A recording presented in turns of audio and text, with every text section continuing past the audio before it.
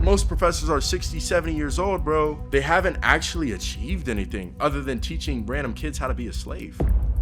This whole mindset that you need money for women is just bullshit. It's not. I don't. There are people, women who literally pay for men.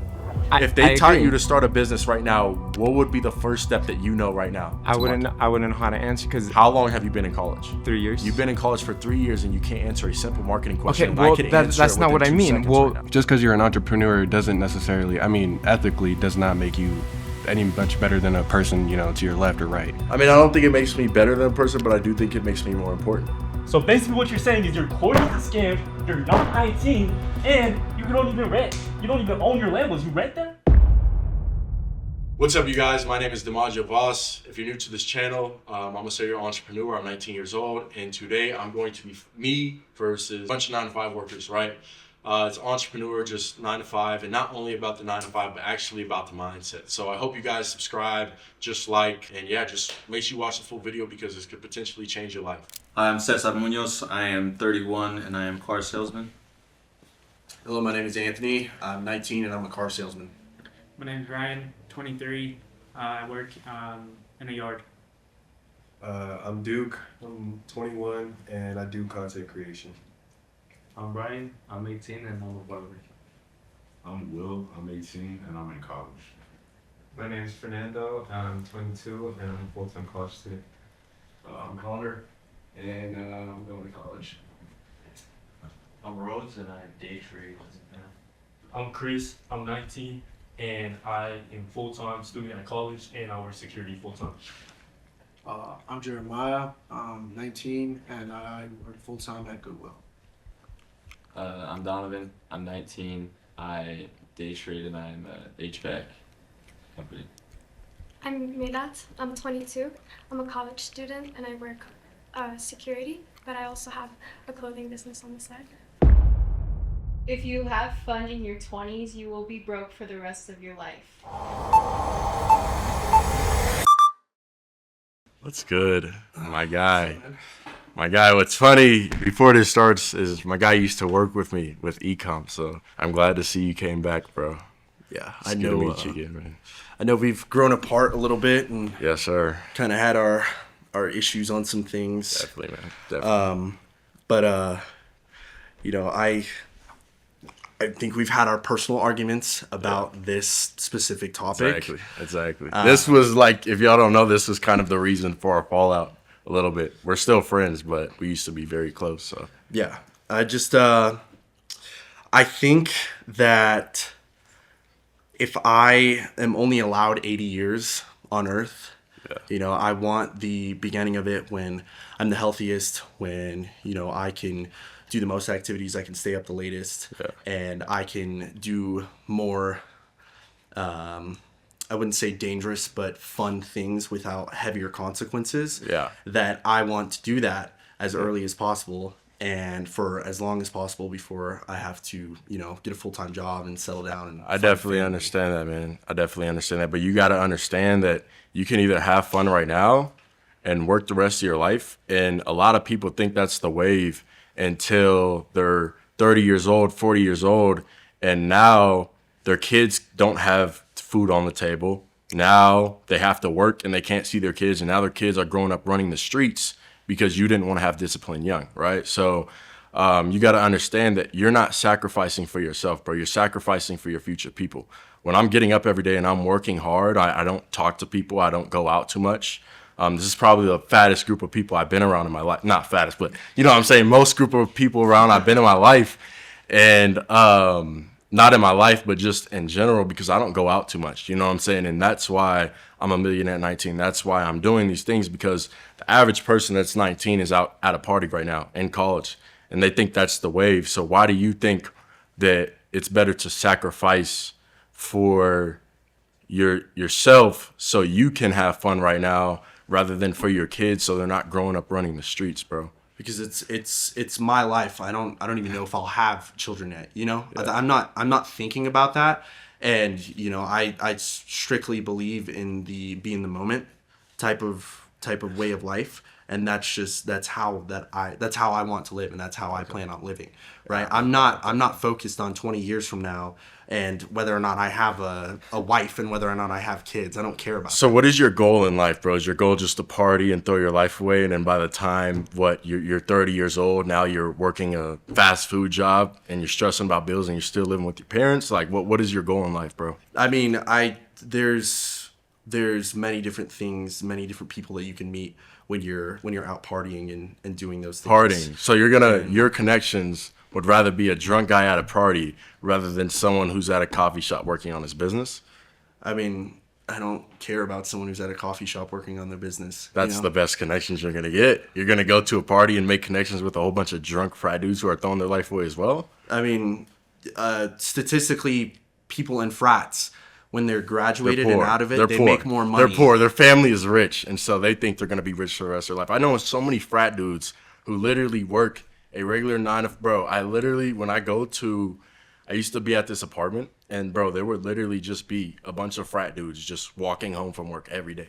Yeah, because they thought their parents were going to be mommy and daddy their whole life, and now look at what they're doing, bro. I mean, and the dude, they used to make fun of me in high school. You get what I'm saying? Yeah. For not going to the parties, for not doing this stuff. You know, bro, because you went to my high school, and now all these people, I make their college tuition in a week. I mean, I understand that. And you want to talk about connections a whole lot, but I mean, I'm hanging out with my people, my brothers, on a daily basis. I live with them. I'm staying with them. I'm partying with them. And I feel like that is way more valuable of a connection than somebody you meet and is just, the whole focus is money, money, money. Money can't unlame you. So I'm a lame then, right? I mean, it seems like if this is the most people you're hanging out with in a couple of months, then maybe you let a lame get more money than you. I mean, I'm not saying that. You are saying that. You just said buddy can't unlame you, and you're sitting here. I don't, like I said, bro, it's been a while since I talked to you. I know I tried to put you on with a bunch of different e-commerce stuff, bro, and you did it, bro. You made money. You made good money. But that's why we separated paths, bro. And that was back almost 2 years ago when my net worth was barely 400, 500K. And now I'm a multi-millionaire, bro. And we see you've been in the same spot, bro. You get what I'm saying? And that's being realistic, bro. And that's why I feel like it's better to grind young. Because look, bro, I can sit here and grind these next 10 years. And yeah, this may be the biggest crowd I've been around in a while. But bro, when I'm 20 or when I'm 25 plus, 30 plus, and I don't have to work, and I get to actually spend time with my kids, I get to spend time with my family, I get to retire my family at my whole generation, bro, that's a way more achievable feeling than going and getting drunk every weekend. And that's that. You get what I'm saying? Like that you can, bro, your parents are getting older, you're getting older, everybody in your life is getting older, bro. You're gonna look back at this day and you're gonna be like, man, I wish I actually did something. I wish I wasn't sitting here stuck getting drunk every weekend at parties, doing stuff like that. And I guess that logic applies to my thing as well. I mean, we're only getting older, right? So why wouldn't I go live my life and have fun when the opportunity's there? Hey, man, it's a mindset thing, bro. Yep. So Cesar. So my whole thing is, I know you guys were just debating, and you're saying have fun in your 20s will fuck up the rest of your life. Why are we associating having fun with drinking? Like, can we just have a group of friends, go out, play some golf, flag football, something like that? Yeah. You're not because I feel like that was the main point, is you're becoming a degenerate by going out and partying. You can't make those type of connections when you go out partying, which I agree to a certain extent, because sometimes you're working hard. You want to go out and then you want to blow up some steam. You might meet somebody there. Or I personally, when I go out, I don't drink too much. One drink max. I already have DUI. I don't want another one. Right. So if you set yourself up to live your 20s and then have some sort of foundation in the background, e-commerce, whatever it may be, to then explode in your 30s, grind in your 30s. Granted, if you don't have kids, because if you have kids and you're already partying and doing that shit, then life's out the door for you. Definitely. There's so many ways, and you're like a spitting image of, you can seriously make money in a short amount of time. Yeah. You're taking advantage of it now, but you can still live your 20s by 30. So what is living to you? Is that just going and playing a little golf at Topgolf? Because I'll do that. I've actually did that, you know what I'm saying, these past couple of weeks. I'll spend 1 hour at golf, but there's a reason people They don't golf, bro. They go, they drink. Yeah, and they wild out. So if you look at the average 20-year-old, what's fun to them is the partying, is the drinking, is that stuff. And bro, you know what I'm saying? What 20-year-old is genuinely just sitting around, oh yeah, let's go golfing with my friends and I'm go home and work. No, that's grinding. That's what I do. I'll put myself in that category. I have fun then. You get what I'm saying? Yeah, but what you're saying. We know what fun. You get what I'm saying? I'm genuinely talking about like the party and stuff like that. That type of fun. I mean, just to answer your question, what do I find? What I have fun is knowing that you have purpose in life. Yeah. Going ahead and chasing that grind. Yeah. You know, that to me is what is valuable into like do it in your 20s. Yeah. We have a content creator here. He's pursuing his passion. He's having his fun. Now I understand having fun is going that way. But that to me is what, to answer your question, that to me is what's having fun. Okay. I mean, I like that. I think there's two different definitions of fun and 20s. I think yours is a little bit more reasonable because I know a lot of people do want to just have fun with their friends. I feel like even though if it's not drinking, going out with loser friends that'll make you broke. Yeah. I feel like if you're going out with more than 2 or 3 friends each time you go out, dude, you're setting yourself up to be a failure. And that's what it is. Like, I don't know any friend group more than 4 who they're all real, they're all connections. And that's why I tell people when they start businesses, it's just good to do it with 2 people. You know what I'm saying? You and a bro. Everybody tries to include 4 or 5 people, but bro, you and a bro, like a person and another person, they can like take over stuff. You get what I'm saying? I even started a business with my boy over there, and like we got more work done than just having 4 to 5 people. So I feel like being a loser is having like too many friends. I know the brokest people and they all have the most friends, and that's fun to them. The brokest people have the most friends, and rich people literally talk to 2 or 3 people minimum. I mean maximum, because they don't like they limit who can come in their life. When you have so many friends, that just shows that's not cool. That just shows you can allow anyone in your life. You know what I'm saying? But then who's to say that you can't do that in your 30s? Like me, I lived that life. I partied in my 20s. I did everything. I went Miami, everywhere. I enjoyed it. Now I'm in my 30s. Are you satisfied with your 30s right now, though? With my 30s, hell yeah. You're satisfied? Yeah. Okay. The way I look, the way I freaking perform. I don't have kids, thankfully. I mean, one day. Yeah. But the way that my 30s are looking out, fuck it. I pissed away my 20s having fun. I have those memories. So you don't regret those 10 years of your life? Hell no. You don't? Hell no. Okay. Now, would I have changed a couple things? Not really. You know? Okay. I could still become multimillionaire here in 5-10 years. At 40 though, it's not fun at 40, bro. Your back is gonna be hurting getting in a supercar. No, I'm saying you could do an e-commerce. You could do something. You're doing selling courses. Definitely. No, I definitely. A lot of people are out here selling courses and they're making millions. I think that's what you do. Yeah. I mean, you're having fun doing that? Not really. I have a course, but I actually do the business as well. Okay. But I do see what you're saying. Like, if there's a timeline on when you want to be rich, I don't. You know what I'm saying? That I would tell you, congrats, bro. If you want to be rich at 50, congrats. You know what I'm saying? As long as you're getting to it, that's all that matters. You know what I'm saying? I'm not gonna judge you based off your timeline in life. I think everybody has different come ups and stuff like that. So I definitely think that's a good way. I just wouldn't want to be just getting rich at 40. That's just my opinion. So just do it in your 20s then? Do it in your 20s. Yeah. I guess, man. I guess. I like your shirt, man. What's your name? Appreciate it. Ryan. Ryan DiMaggio. All right, so I have a couple points for why I don't agree with it. One point is you could die today in a car crash, right? Right. So if you're just going to focus all your time right now and not have any sort of fun, it could be wasted, you know? Also, I think having fun now gives you something to strive for. It, like, you know, going on a trip, it could be expensive, but it'll give you memories. It'll be like, hey, this was really fun. I'm going to do even more work now so I can go do it again. Right. Okay. I mean, I see what that is. You don't think you could take trips as an entrepreneur while you're grinding? Because I do MEO, bro. Like, if you don't know, it's just a business you could do wherever, right? So it's e-commerce. I sell products online. And, bro, I can take a trip to New Mexico right now. I could take a trip to actual Mexico. I could take a trip to Dubai and still be making the money. But when you're trying to actually have fun young, you don't have that much resource to actually take those trips, right? Because now you're working with a limited budget because you wanted to have fun. So, yeah, you can travel to Cali, bro, spend $1K, but that's definitely not as cool as traveling to more exotic places, being around exotic people. You get what I'm saying?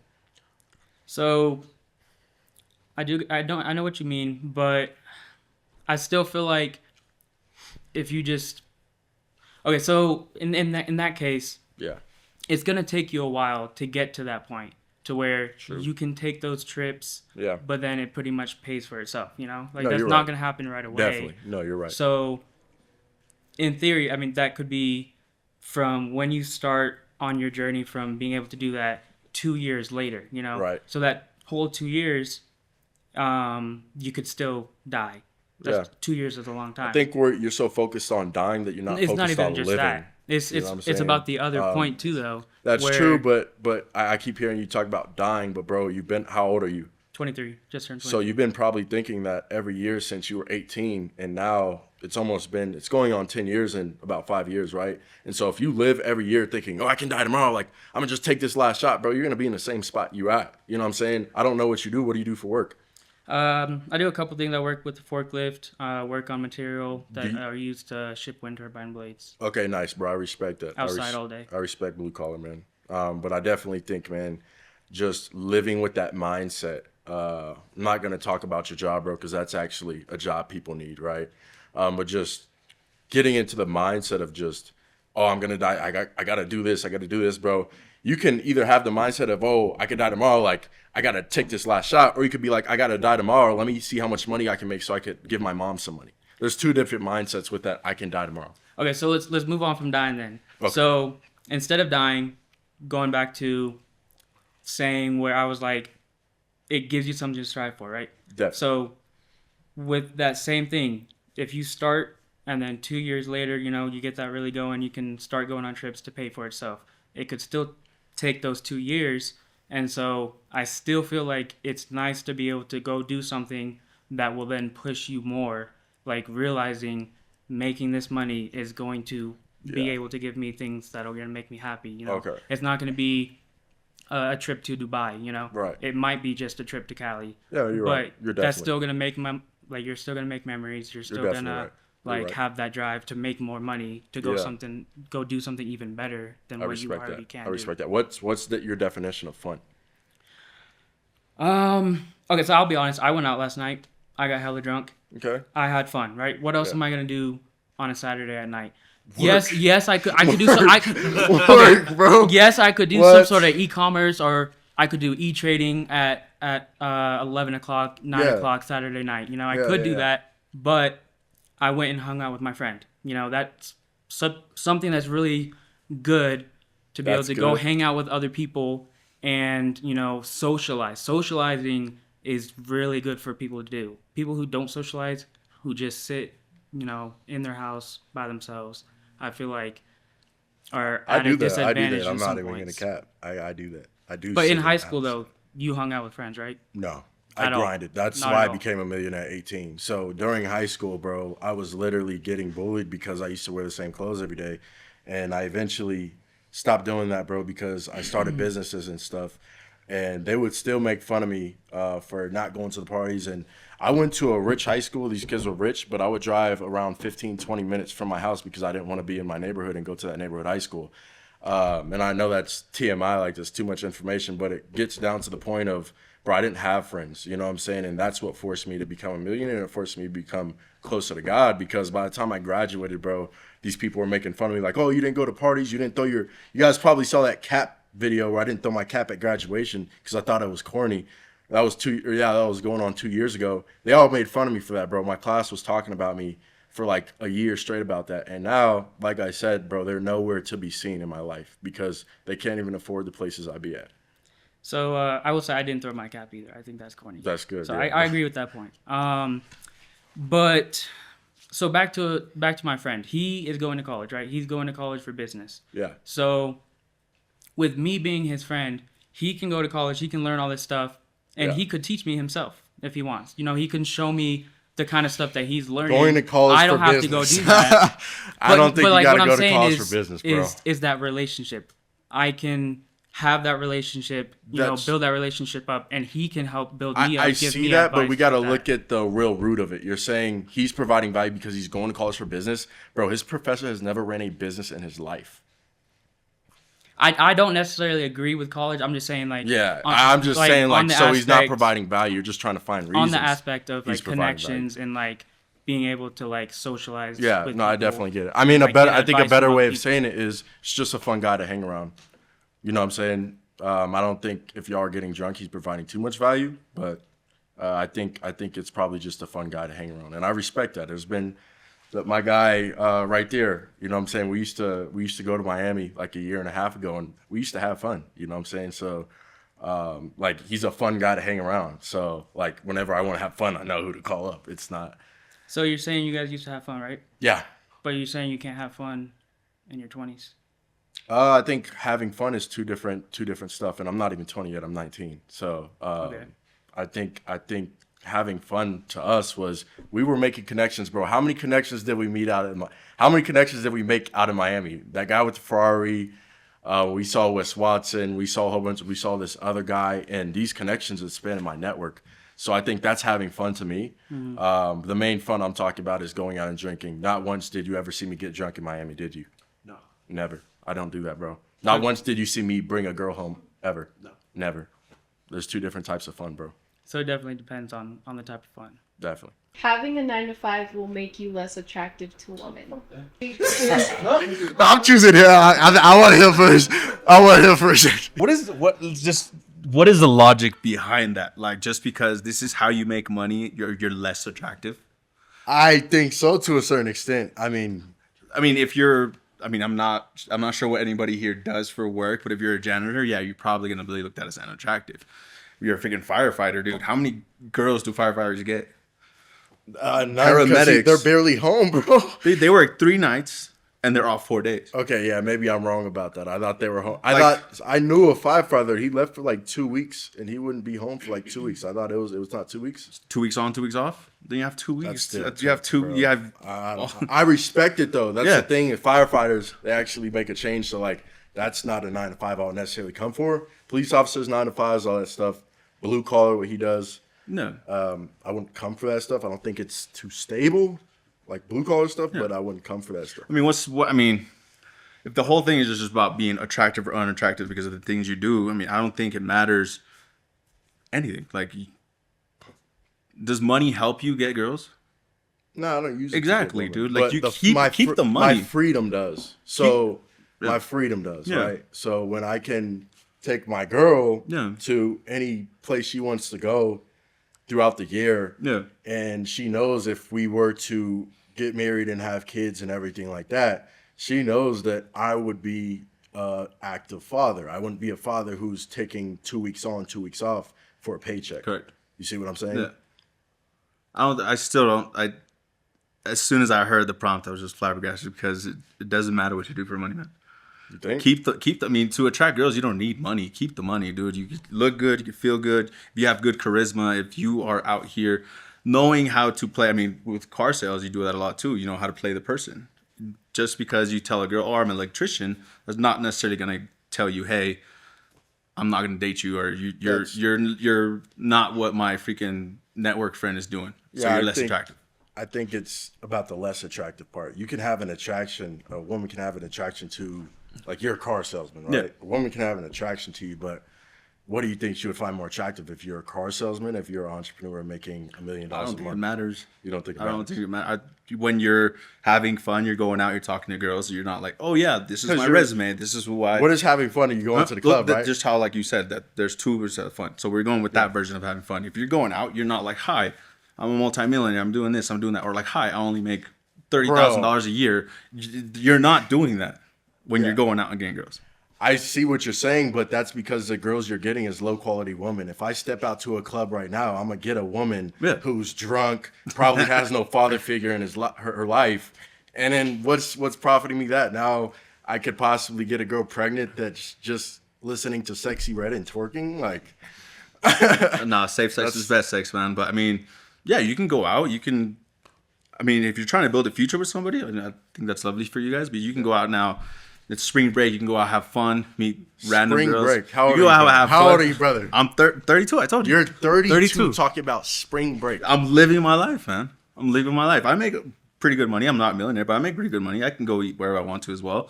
I'm not gonna go to Dubai anytime soon. I'm not gonna go, but still, I can go down. I can go down to Florida, have some fun, and spring break. I mean, I feel like, and no one's gonna judge me for being a car the salesman. underlining problem is lust with you, bro. Because you're talking about spring break. The prompt is hold on. You're talking about spring break. You keep talking about looks. You keep talking about women at the club. This is what happens when you don't control your lust at 30 years old. You know what I'm saying? Because, bro, it's now you say you're satisfied with your life because of that. You know what I'm saying? But you're going to look back at 50 years old and be like, what if I took that same energy I put into lust and actually put that into making money, starting businesses, doing stuff? Because, like, bro, I just know it's a pattern. I keep hearing spring break, Miami. I'm like, bro, but that just call it PTO because you work a job. It's not spring break, bro. Spring break PTO. I get spring break is for college college kids. The prompt was about attractiveness. That's why you're hearing this. This isn't like just my whole persona is just going out there and getting women. No. Nah, I get it. But I just think if you are out there getting women, having a 9-to-5 is not going to disqualify you from having a little baddie or whatever just because your electricity. A baddie at the club who listens to Sexy Red, that's just not my vibe. That's power to you, man. Power to you. Yeah. But I'm just saying that 9-to-5 is not going to make a difference whether you are going out to the clubs or whether you're going to church and just shooting it up with people, like shooting the shit with people. So you just talked about going to the club and going to the church. No, I'm saying you can have your 9-to-5. You can. It doesn't matter what you're doing 9-to-5 if you're getting women at a club.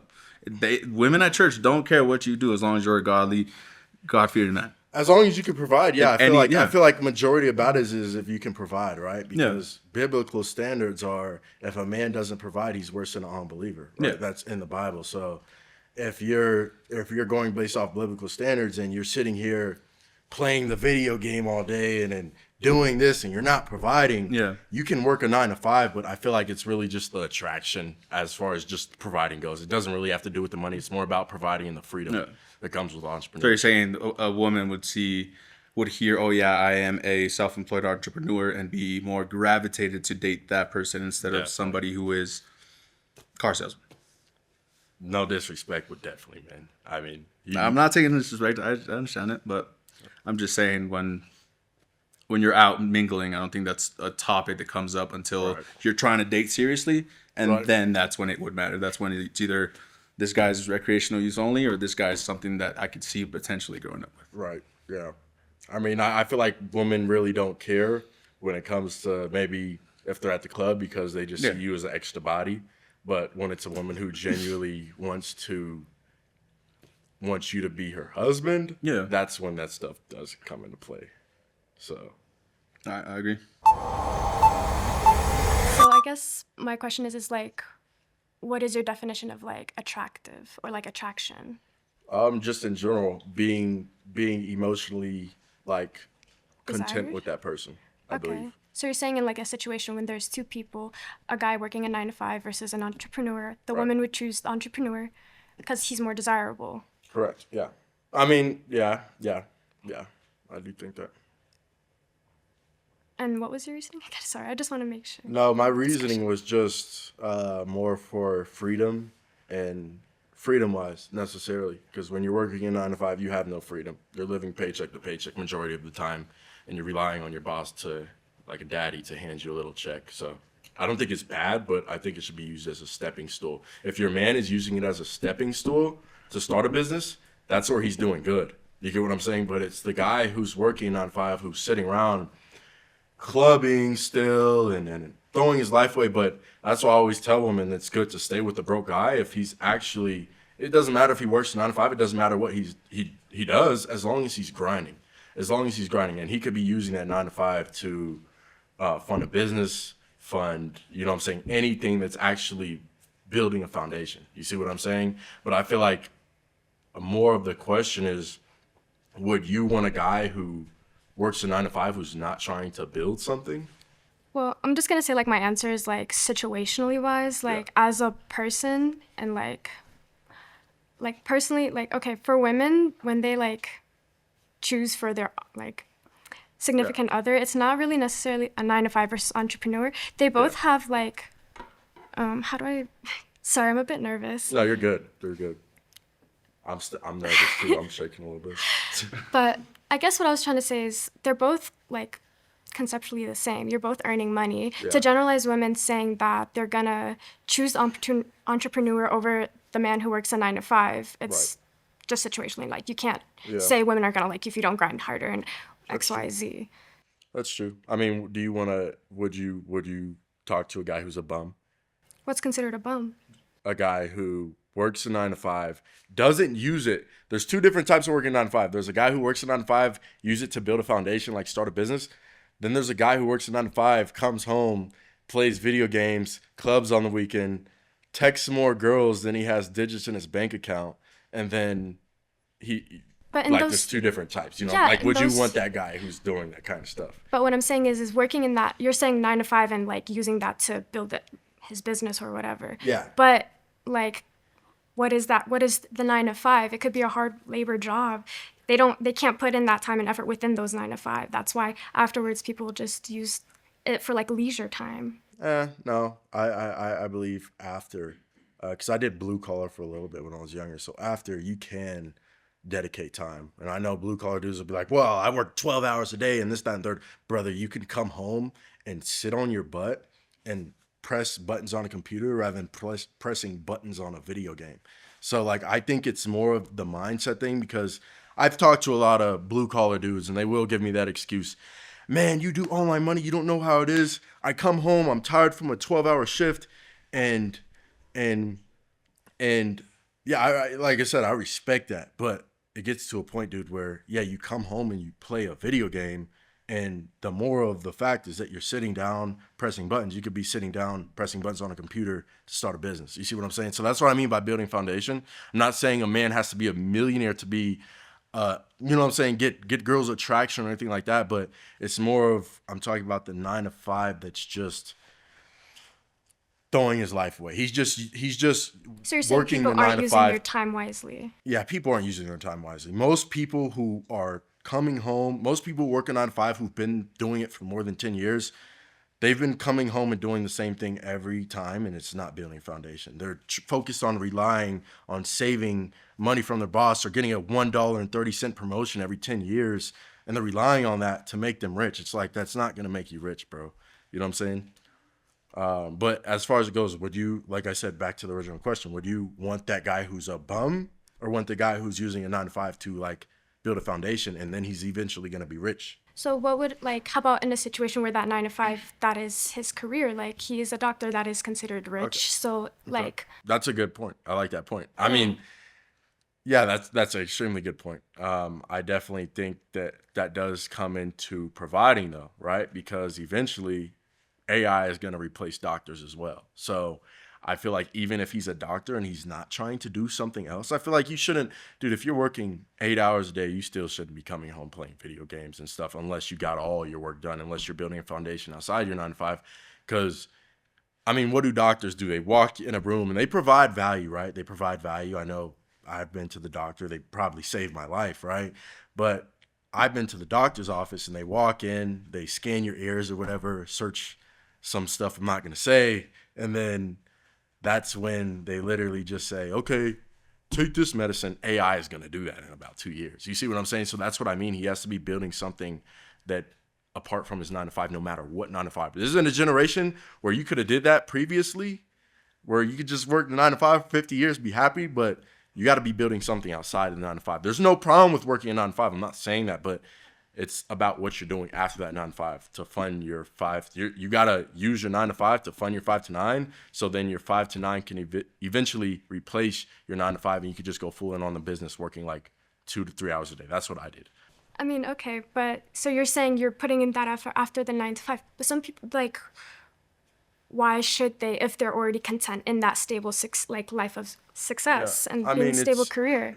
Yeah, I see the contentness. And it's like, as a woman, like, we just want our partner to be happy, stable, have a career, and be able to, like you said, provide for like a regular family. I mean, I see that. And you're saying just put in the time and effort afterwards to grow more, whatever. Correct. There's going to be AI taking over. I mean, there's no guarantee that it will, like... Do you see AI nowadays? I mean, yes, AI, I mean, it has advanced, for sure, It's taken Uber jobs. It's taken teachers. it's taken, I used ChatGPT to graduate my last year of high school. So like it's taking a lot of stuff and it's getting to a point where it's getting so advanced. I've probably just off AI work, I've been able to replace employees with my MEO business, and I probably saved $100,000 just this year, and the year just started.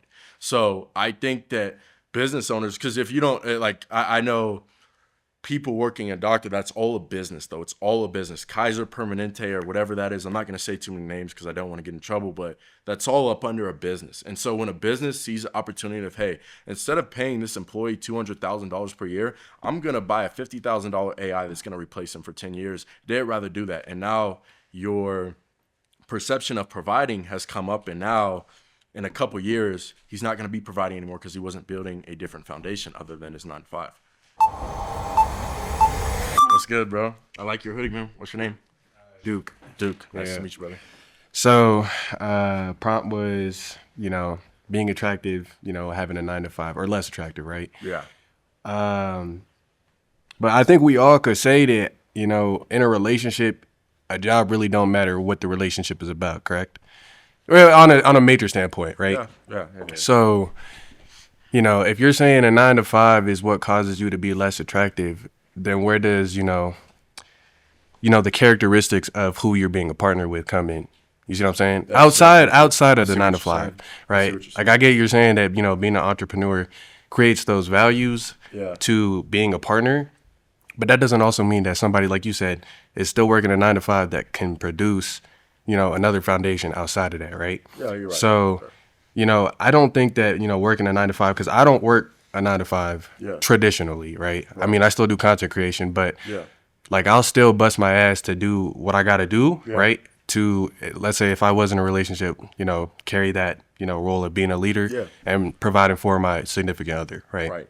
So I think that if you're going to say that, you have to be an entrepreneur to do this, to do that, it's like she was saying, situationally, like it really only depends on how you can provide outside of, even if you were just an entrepreneur, can you provide the emotional, bond to your partner? Can you provide outside of, flexing a, Louis bag and saying like, hey baby, this is what I got you for Valentine's, you know what I'm saying? No, you're right. Like, can you really stand there, on her nights when she's, going through it?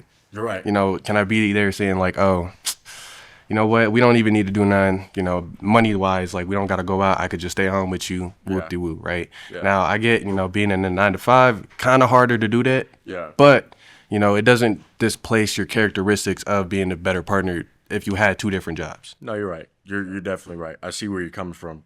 I think more of the situation I'm going for is long-term. Right. I'm not necessarily talking about, there's 2 guys here. One's an entrepreneur, one's a 9 to 5. Who are you picking? Because that 9 to 5 person could be richer than that entrepreneur in a couple of years. So it's not necessarily about the money. It's more so just about, I feel like, and I apologize for saying this, but I feel like after a certain age, after 18, women don't really care about anything else other than, because they go into survival mode, right? They realize, okay, I don't want to work this job anymore. I don't want to do this. I don't want to do this. And they go into survival mode where it puts them in a position where they don't care if a guy is just emotionally there if they can't be financially there. They don't care if a guy is looks-wise there if they can't be financially there, because they go into survival mode, right? It's not something where they're just thinking, oh, yeah, he cares for me, so but he can't put food on the table for my kids. That's going to cause more stress on her because she's going to be here like, okay, he cares for me and he's sitting at home cuddling with me, but then I'm working harder than him. You know what I'm saying? So, and I feel like if you're a man, like you don't work a 9 to 5, you do other stuff, and I respect that because, and I would respect you just if you worked a 9 to 5 as well, simply because you're doing more, you're trying to do more. It's more the matter of fact that guys who are not trying to do more and guys who are sitting around just wasting time, bro. I feel like that's the main objective. There's no problem with the 9. I would never say there's a problem with the 9 to 5 because I always tell people that I have a course, and before people join my course, I'm like, bro, I think you should have, I mean, you can, if you have money saved up, or you should have money coming in, like you should get a 9 to 5, because it's used as a stepping stool. You see what I'm saying? And I always tell people that there's nothing wrong with that. I think the matter of fact comes when it's wrong is when the dude is just thinking, oh, I need to be emotionally there for her. I need to keep up with my looks and I need to do this, to the point where now she's still going to leave because, bro, you can't provide. You know what I'm saying?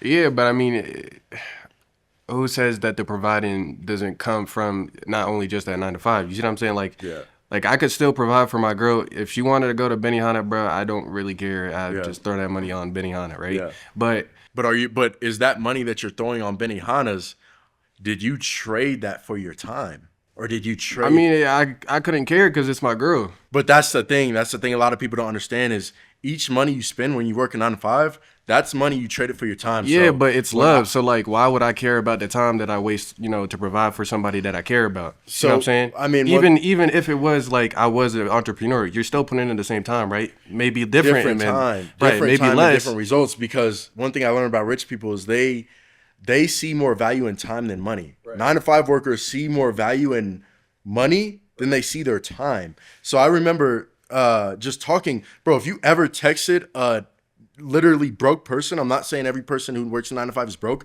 bro, they take so long to respond. There's even some people I tried to get to come here who work a 9 to 5, brother, they take years to respond and they're not doing anything with their life. And that's because they don't value other people's time. I even had people who were supposed to come here that I like pre-audition and everything, and they're like, hey man, actually, and I get things come up, but they're like, hey man, actually, I don't think I want to do it, because they don't respect anybody else's time. And that's why if you ever been on a call with a broke person, they're yapping your ear off for 2 hours straight. They're talking about, gossiping about other people because they don't value time. They get off work and they just throw their time away, because if they would value their time, they wouldn't be trading it for a $20 bill. You see what I'm saying?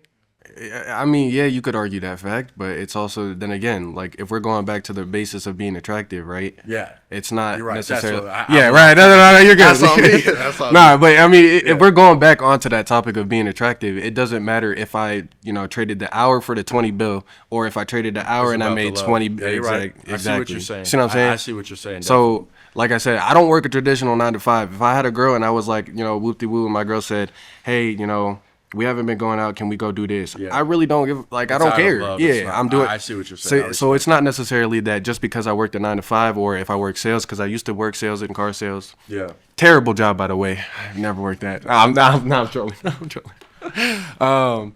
But I think it's just like working, depending on what it is, does not, define how you love and who you love. That's ethical. I think that is ethical. I see where you're coming from.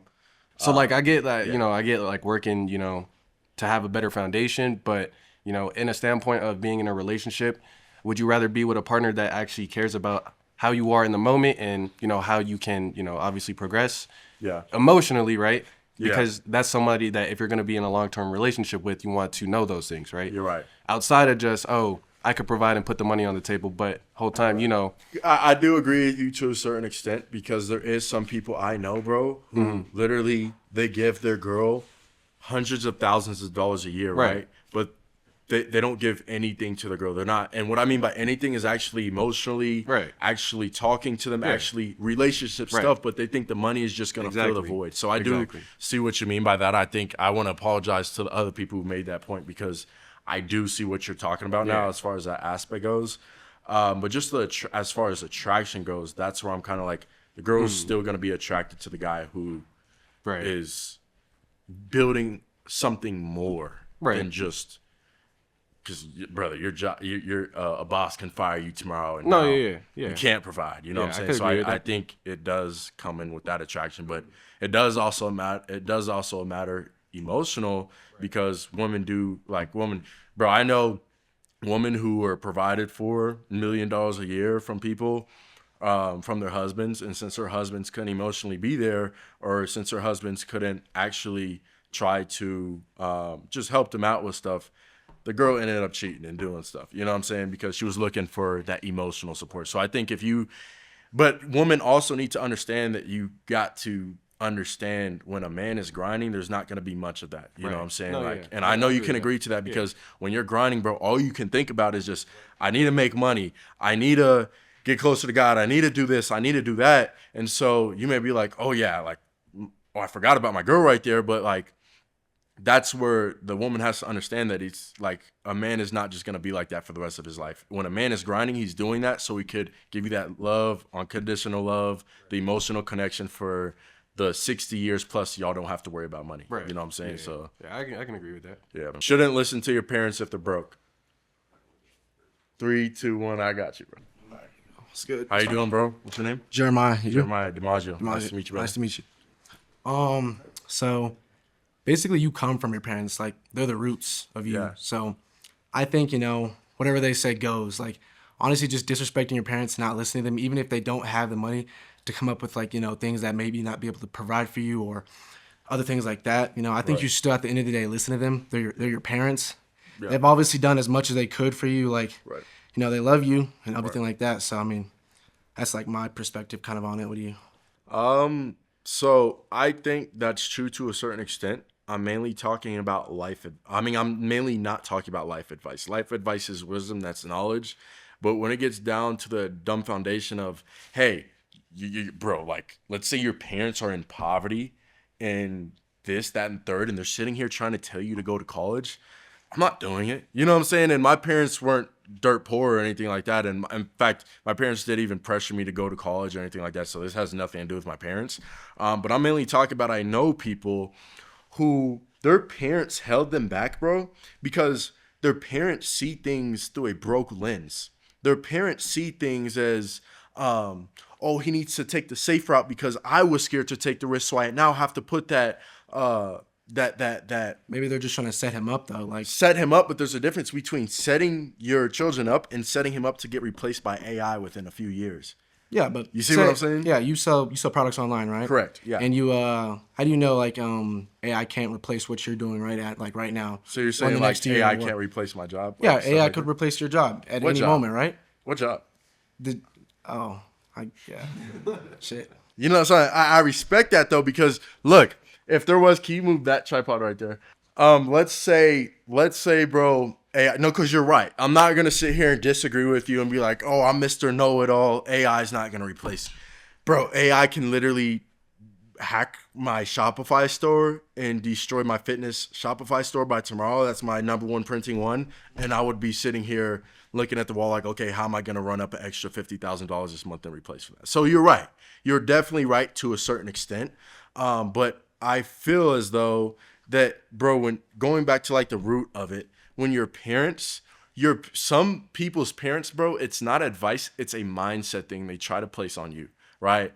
My parents told me to play sports. My parents told me to go to college, but they understood that they have to give their kids some type of freedom. And that's why I respect my parents, because my parents, I was not rich, bro. I'm not rich. My parents, like, I'm not going to talk about their old financial situation, but I've been having to pay for my stuff since I was around 12, 13 years old. And if I wanted to find $100, I probably couldn't find it. Let's just say that. But as far as it goes with that, bro, it's kind of like, let's say another person's parents, they're in poverty, they're not doing well, and they're telling their kid to go to college. Poverty is not a situation thing. It's more of a mindset thing. And I know it's different in different places and different areas, but when your parents are in the mindset of, oh, like, I was too scared to take the risk, so now I have to force my kids to go to college. And now their kid is in college, their kid spent 6 figures to learn from a professor who's never did what they teach. Yeah, I see what you're saying, but like, your parents are just trying to do like really what's just best for you, like what they think is best for you. They might not know exactly what's better, or they just know, like, where they came from, and they know like that might be the route to go, like that's the good route. And like, honestly, coming from like a child, you might just want to be able to just listen to them and like, respect what they got to say, and like, at least try to like do what they say. And maybe if things could go in the end, things might go good. So like, I don't like. I do see what you're talking about. I think that I feel like it's really a mindset thing, bro. If my parents really wanted me to keep going with sports, and so I quit sports, I'm not gonna lie, I was trash, bro. At basketball, I remember being at tryouts with the mask on during COVID, throwing up the ball, it coming off the bottom of the hoop and hitting me in the head. I was like, that bad. So, but I think there is a necessary point in time where you also do need to quit sports as well. I know that's a different subject, but a lot of people's parents force them to play sports, force them to do these things, and it's like, Bro, that's the number one way people make themselves broke. By playing sports. I mean, bro, you're like, and I say that because I know this is off topic, but I want to talk about this because I know there's a lot of kids that do this because they'll play sports for 18 years. And I'll ask someone who plays sports, okay, you're all hot-headed about playing sports in high school. You're good in high school, but what are you learning, bro? You know what I'm saying? There's no high income skills, and I know people might say discipline or anything like that, but that's why people play sports. They realize they're not good at it. And I always tell 18-year-olds whenever they talk to me, you need to quit sports if you're not good at it, because I get it's a passion, but it's a certain time where you need to understand where you need to quit it, because your parents might be saying, hey, you got to play, you got to do this. And their parents are setting them up for failure because now they're 18 years old in college. They didn't go D1. They're not going to the NFL, and they didn't learn anything in sports. You see what I'm saying? I think if you want to do sports, though, you should do sports. Like, if you find it fun and you find it like, even if you're don't not let the it take greatest, over your whole life. You're right on that. But I think as far as I kind of went off topic. As far as it just goes with the mindset thing with parents, bro, I feel like parents will place limited beliefs on that person. I'm not going to say any names. I know a billionaire, and I was friends with his son, or I am friends with his son, and his, I'm not going to say too much information because I don't want to, like, they're a low-key family. But I'm going to say it in a way, he kind of lets his son dream. Broke parents, they don't let their sons dream. They tell their sons, yo, you got to do this. They tell them, they try to orchestrate their life because they limit their life and they try to place that on their kids. So that's why I think if your parents are broke, it's more of a mindset thing. Being broke, and we'll get into this in a different problem, but being broke is more of a mindset thing, bro. I'm not gonna lie. I'm gonna keep it buck. I know you say you paid for everything like after the age of 12, but yeah, at the same, I feel like you kind of got lucky with it because, like, you sell a course, you do a lot of shit online. Yeah, I feel like a lot of that shit has just helped you out, basically, like, to get you where you are right now, and, like, just selling. It's literally, bro, like, let's be for real. Selling a course is a scam. Like, what is a scam about selling your course? The fact that you're basically listening to someone that I guess has been there, done it, but nothing's guaranteed in it because. Okay, so pause right there. Okay, you talked about college earlier, so course you're listening to someone who's been there, done that, and maybe you're not guaranteed results, right? But it's literally 4% of college. College, you're going and learning from a professor who's never done what they teach, and there's really no guarantee, but there's a guarantee you could get replaced by AI in 3 years. Yeah, I mean, I see what you're saying. But you're right to a certain aspect, bro. And the reason I say that is because there is course gurus who will get on here, post up. Bro, I was in AZ the other day, and my boy knows this, but I had a course seller. I'm not gonna say names. He parked his car next to mine and started filming B-roll clips next to my car. You know what I'm saying? And there's no problem with that, but it was a matter of fact that he was acting cocky, and I don't know what he was trying to do with my car. I don't know. If it's just B-roll clips, he's not saying it's his. I don't care. But it's more the matter of fact that can be a course seller taking pictures next to my car and be like, hey, y'all, I just bought this Lambo. Tap in. You go and spend $5K on his course, and now he got PDF files of ChatGTP or Chat, whatever it is, bro. Y'all know what I mean. Chat GPT or whatever. He's got PDF files. So that's why I think a lot of people think it's a scam, because there's so many kids, bro, who rent cars and they literally say it's theirs, right? And then they'll be like, like, I need you to buy this $10,000 course right now or something like that. And that's where it's kind of like. Just coming from someone like, I bought a course before and I've got scammed off of it. I'm not saying. How was it a scam, though? Explain to me that. Basically, the dude kept having me pay him monthly for the payments, and I wasn't really, like, getting any results out of it, and I wasn't, like, he just kind of kept having me pay, and, like, I wasn't really seeing any results at all. So were you asking him questions every day? Yes, I was asking him questions. Were you hopping on, because, like, my mentorship, I call it a mentorship because courses and mentorships are two separate things. I feel like if you're doing a course, that's where you kind of go a little bit wrong, because you don't have anybody in there actually helping you. Mine is a mentorship, so I do like weekly calls. Did he have weekly calls or anything like? Or no, I do more than weekly calls. I do like calls like 3 to 4 times per week with my group. Did he have that or anything? No, he didn't have that. Okay, so I feel like it's more of a matter of fact of him just fulfilling the course. How much were you paying per month? $400 a month. 400? Yeah. I mean, bro, I'm not going to act like that's a lot of money, because my course is more expensive than that. I mean, my mentorship is more expensive than that, but I provide real value. How are we supposed to know that you provide real value? Like, how do we, so that's a great. How are we supposed to really? That's a great question. How can we trust you? So I actually been doing what I teach for the past 3 years, and I managed to show results on it. And if you go back in my Instagram highlights, I still have this up. And you remember, I was in high school running my business. Did I have any mentorship then? None. Because I was running my business and I was like, I'm going to wait till I scale both of these stores to around 200K and then I'll teach people. I had so many people asking, bro, because I was already decently big on social media. I like 50,000, 40,000 followers. I think like 65,000 followers on IG. And people were like, bro, I need you to teach me. I need you to teach me.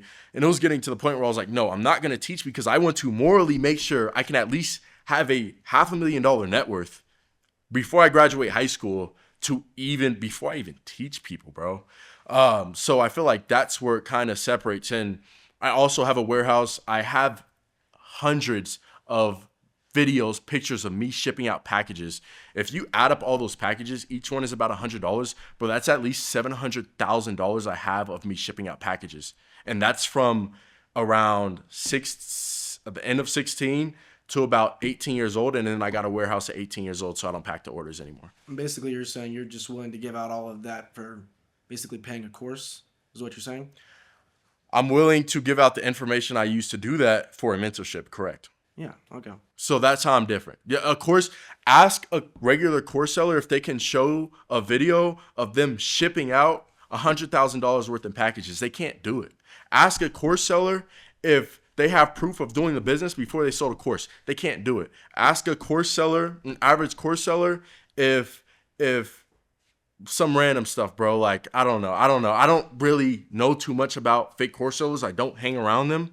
I don't associate with them. In fact, I don't associate with most because they just blow their money at clubs. Versus me, I get the money from courses, and guess what? It just doesn't just all go to me. It gets split up with my team. I barely get a percentage, and the percentage I do get, it goes back into upgrading it. Such as right now, I'm getting a huge, way better layout Discord built. You get what I'm saying? And so I'm going back into investing my time. It's basically buying my time so they can buy my time back so I can invest more time into them. What's up, you guys? I just wanted to pause this video right quick to just say, if you do want to get taught by me, if you are interested in getting into my mentorship, I will leave the application in the description. This is just a good business to get into. I know we're going into different seasons and everything like that. And I know a lot of you guys are wanting to start businesses that has to do with AI. So you're building businesses with AI and it's integrated with e-commerce. So I will leave that application below if you are ready to get mentored by me. Hope you guys enjoy the rest of the video. Peace out. You see what I'm saying? So that's, you guys know I sell a course, but you'll never see me popping bottles. You'll never see me at the club. You'll never see me spending on a bunch of random 304s. You will never see that. I sell a course, split it up with my team, because I have coaches in there and everything, and then I invest it back into the course, and the excess money I do get off that, bro, there's multiple videos of me helping people out. There's multiple videos of me just giving to homeless. So, and yeah, bro, like, and I make sure I separate the businesses as well. So like the Lambos you guys see me pay for and all that stuff, the M3 comps I bought cash, that was before I even started my mentorship. You see what I'm saying? So like, it's more of the matter of fact, it is, if I give this person my money and I want to be successful, what is he doing? You know what I'm saying? Yeah, I see. That's more they give me money and they're buying my time back so I can do, instead of 3 Zoom calls, 14 Zoom calls in a week. You see what I'm saying? They're buying my time back so I can help them more. Because right now, like, and bro, I want to say this. I know it's almost 5 minutes, but I used to have a free course, right? It was free. It's completely free. It was actually a mentorship. And I always have it for free. It's probably still up there. If you guys look up school, it's like a school course or whatever. It was a free thing. And basically how it would work is they would get a whole bunch of information.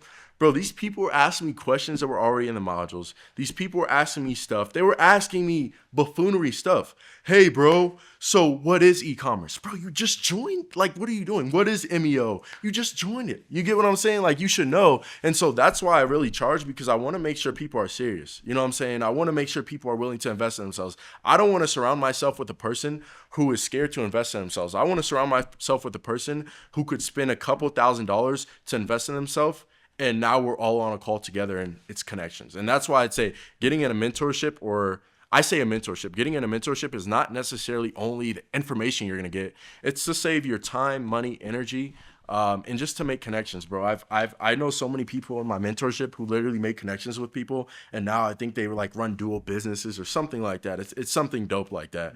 But I think it really comes down to who you buy a course or mentorship from. I definitely think if he's just an easy way to know if a course sale is a scam, if he's just B-rolling every man's car and just putting it together, posting quotes, that brother is a scam. But if he's actually providing value, I post YouTube videos for free about what I do. I post I don't even get paid off YouTube when I would do those.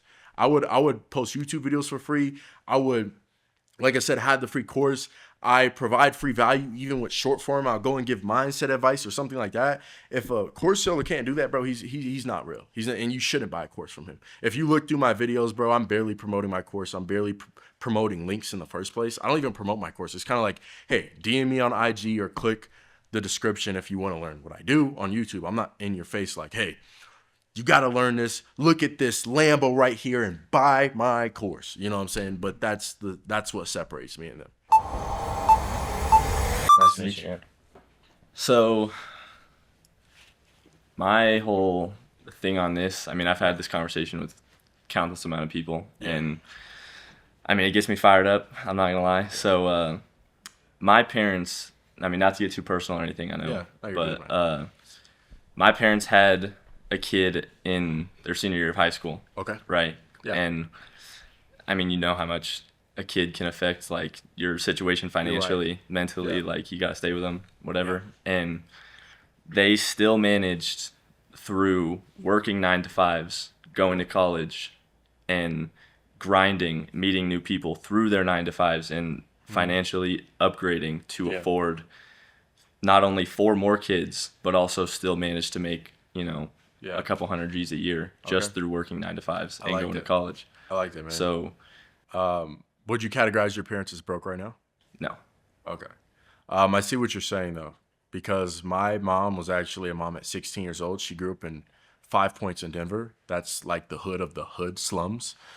She had the same thing, right? And now, obviously with the help of my dad, right?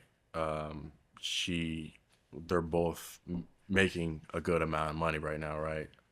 They're not rich by any say. But I do think your upbringing does matter, right? Because let's say she had that kid. I don't want to get too personal with you, but was she listening to her parents' advice? Do you know if her parents were broke? When she was born, like her upbringing, I thought it was the same thing. Like they started off broke and then they... Okay. So do you feel like, I feel like right now would be a good time to listen to your parents a little bit advice. Let me ask you this, okay? I know they're making 100 G's a year. I don't know what you said, a couple hundred G's a year. I don't want to get too in-depth on income. But as far as it just goes with that, is that still a position you want to be in? If you look at your parents, do you look at them like, this is exactly how I want to be in the future? No, but I don't have a kid at the age they did. So like imagine how much more I could grow without having a kid and then another kid 2 years later and then another kid. You know what I'm saying? So I see what you're saying with that. But I do believe, how old are they? My oldest brother is 25. And how old are your parents? Oh, my parents? 44. Yeah, so they're not old at all, but I do believe there is a wide age gap with understanding right now, right? Yeah. Because are you in college? No. Are you going to college? Yes. Okay. So do they want you to go to college? Yes. So they're still successful for their generation, but we now live in a day and age where, bro, if you go to college, I'm telling you, you're getting replaced by AI, bro. Like, I wish, unless you're a firefighter, security guard, police officer, where it's like real human activities. But like, what would you go for? Finance degree, let me guess. Would you do that? No. Okay, what would you do? I'd probably go for, I mean, like you said, I have thought about the AI thing, but I would go for maybe engineering or... Engineering is going to get replaced by AI in a matter of time, bro. How so? Like the physical parts of it? How would the that physical parts, because you're building engineering. I may be done with this, but it's just building cars and doing stuff like that, right? Bro, there's robots that are driving people around in cars. So what makes you think there's not going to be robots building cars here soon? You know what I'm saying? So that's what I mean is I respect your parents, because just like my parents, they literally got it out. My dad grew up in St. Louis, Missouri. And that wasn't that good at that time. Even to this day, it's not good. But as far as it just goes with your parents, they did good.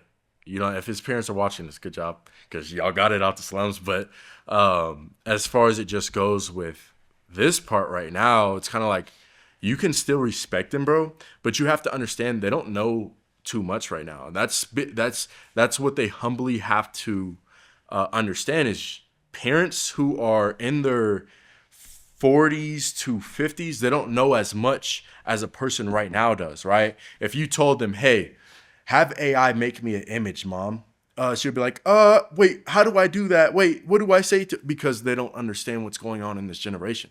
So since they don't understand that, it's a domino effect. Then they don't understand that AI is going to replace college. Then they don't understand that you may be in debt the rest of your life because you went to college. Then they don't understand that you may be homeless because you made the choice to go to college when AI is taking over everybody. So it's not a matter of fact, you can't blame your parents, bro. If my parents told me to go to college, in fact, I had a couple conversations with my parents did want me to go to college, but I would never look at them and be like, oh, like genuinely get mad at them. I'll be like, it's okay. They just don't understand. So your parents understand their generation. Your parents understand that they worked a 9 to 5 and they made it through that. But it's not 1980 no more, bro. It's not 1990 no more. This is real life where we have ask your mom if there was self-driving cars back in 1990. She's gonna say no. Right? Because they just don't understand. Yeah, so you sell a course, correct, obviously. Yeah. And exactly. My parents obviously tell me to do what they did, Right. grind out their 9 to 5, upgrade, meet new people, and, upgrade your life. And Right. what would make me want to trust you and your course over what my parents say? Like, yeah, that's reasonable. Because you're listening to someone your age. You're listening to someone who actually knows what's going on in this world, rather than your parents aren't old. I don't think 40 to 50 is old. But I necessarily think it's old to be giving you financial advice in this generation. Now, if it was the same stuff, if we were in the same predicament as 1990, the same economy, bro, have you seen rent nowadays? Rent, 100 or not 100, 50 years ago, bro, was like what? What? Someone answer it, like $800, bro. Now rent, bro, when I moved out of my parents' house, I wasn't making as much money as I do right now. I was looking at the average rent, bro, just for a studio, that was 1.8K. You see what I'm saying? So your parents don't understand how much it is because they probably bought their house when houses were 400, 300K. They probably did things a lot earlier, so they're not getting affected by what's happening right now. So they don't understand that you will get affected by what's happening right now because you're in a different generation, bro. You're not in a generation where you can just buy a house for, I'm not talking about your parents' house, but buy a house for $200,000 and now it's worth $1 million. And let's say they were to get fired from the job or something like that, bro, they could sell their house and be millionaires the next day. You see what I'm saying? So it's more the matter of fact that they grew up in a different generation. They invested in a different generation. They did different things in a different generation. But it's more the matter of fact that you're getting a different wave of different effects in a different generation.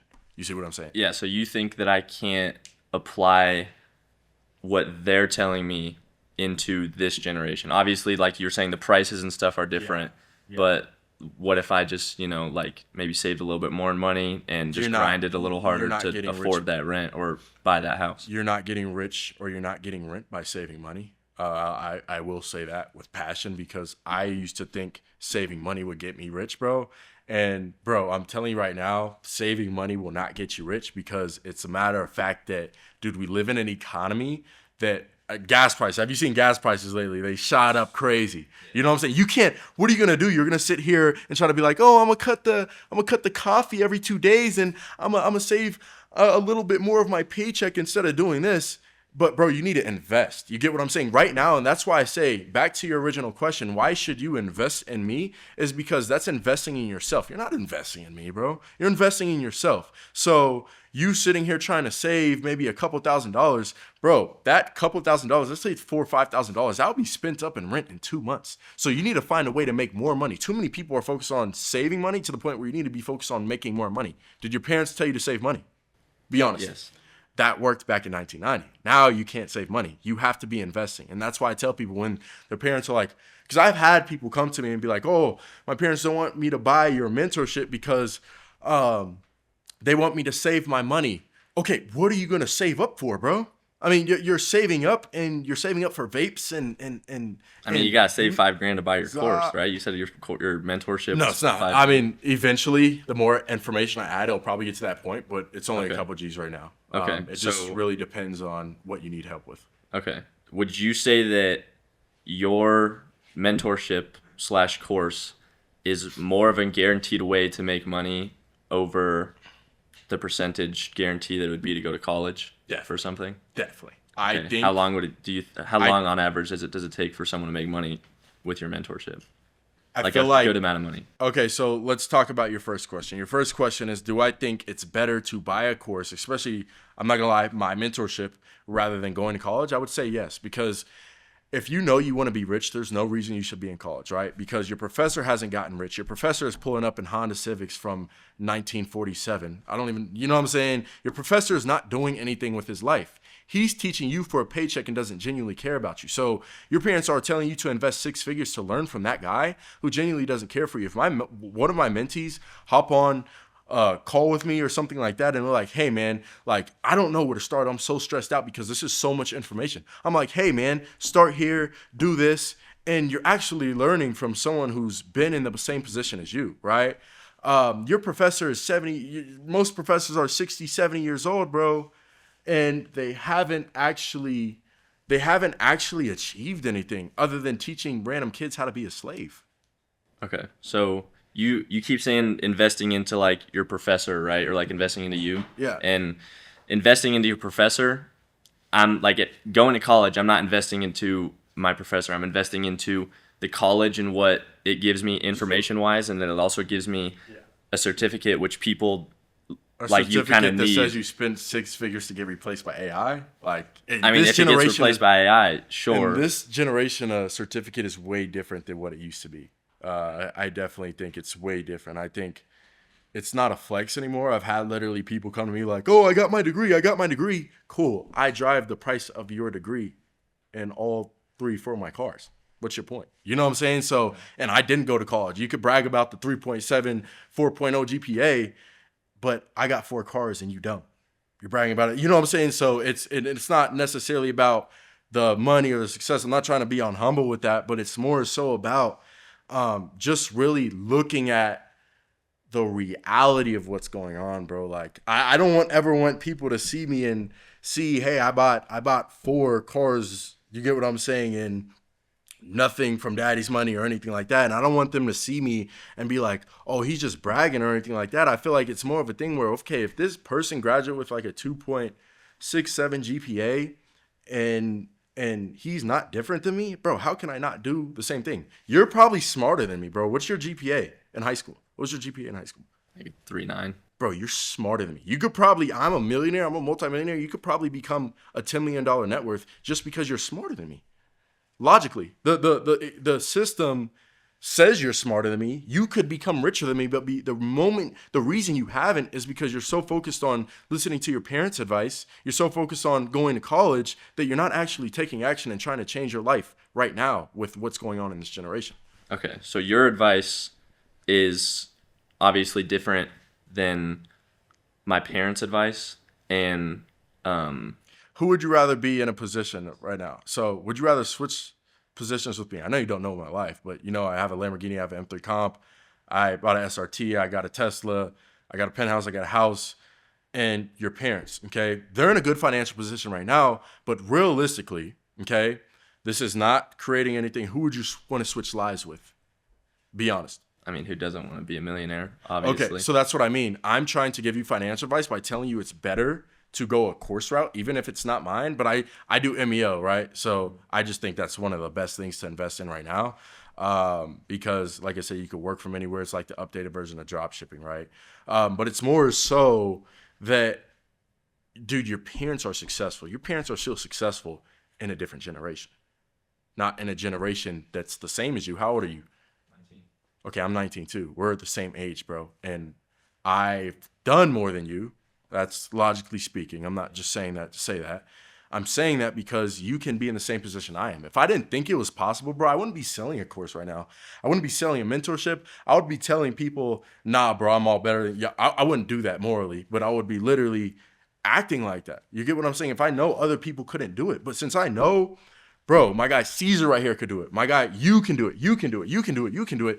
That's why I do that, because anybody, there's no age limit. I could have an 80-year-old in my course who could become a millionaire within 3 years of doing it if they do it right. You know what I'm saying? So there's no age limit, and that's why I provide that, is just saying, hey, if a 19-year-old can do it, I know people look at me as a 19-year-old and they're like, okay, why would I want to learn from a person the same age as me or younger than me? And it's pride and ego, but it's like, bro, this is a person who actually knows what's going on in this generation. This is a person who doesn't see 1980 or 1990 and think, oh yeah, I'm gonna apply that same thing to this generation. This is a person who actually knows what's going on in this generation. How do you know your course works for everybody though?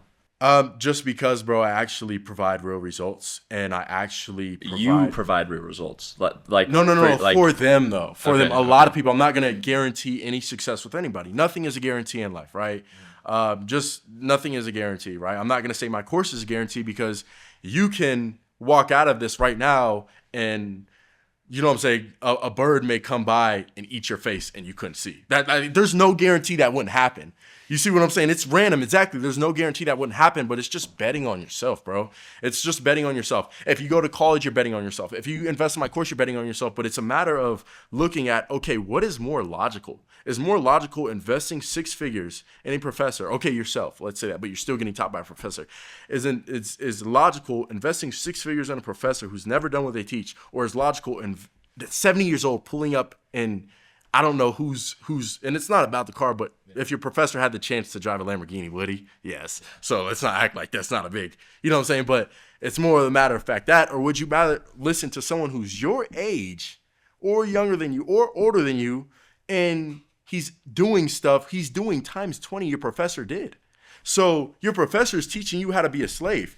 I'm teaching you how to make it out of the slave mentality. There's 2 different things. So would you say that everyone who like doesn't invest in a course, if it's yours or not, or invest in themselves, are just bums? No, I don't think they're bums. I think they're just scared to invest in themselves. They're scared to bet on themselves. If they don't go to college, if they don't invest in a course, you're just scared to bet on yourself. Why do you think they're scared to bet on themselves? I mean, who wouldn't want to go drive a Lambo and invest in themselves all the time? Like, everyone would want to do that. So what do you think keeps them from doing that? Because in life, you have 2 options. You could either go to college and invest in college and listen to someone who's never done what they teach. I will keep saying that because they don't.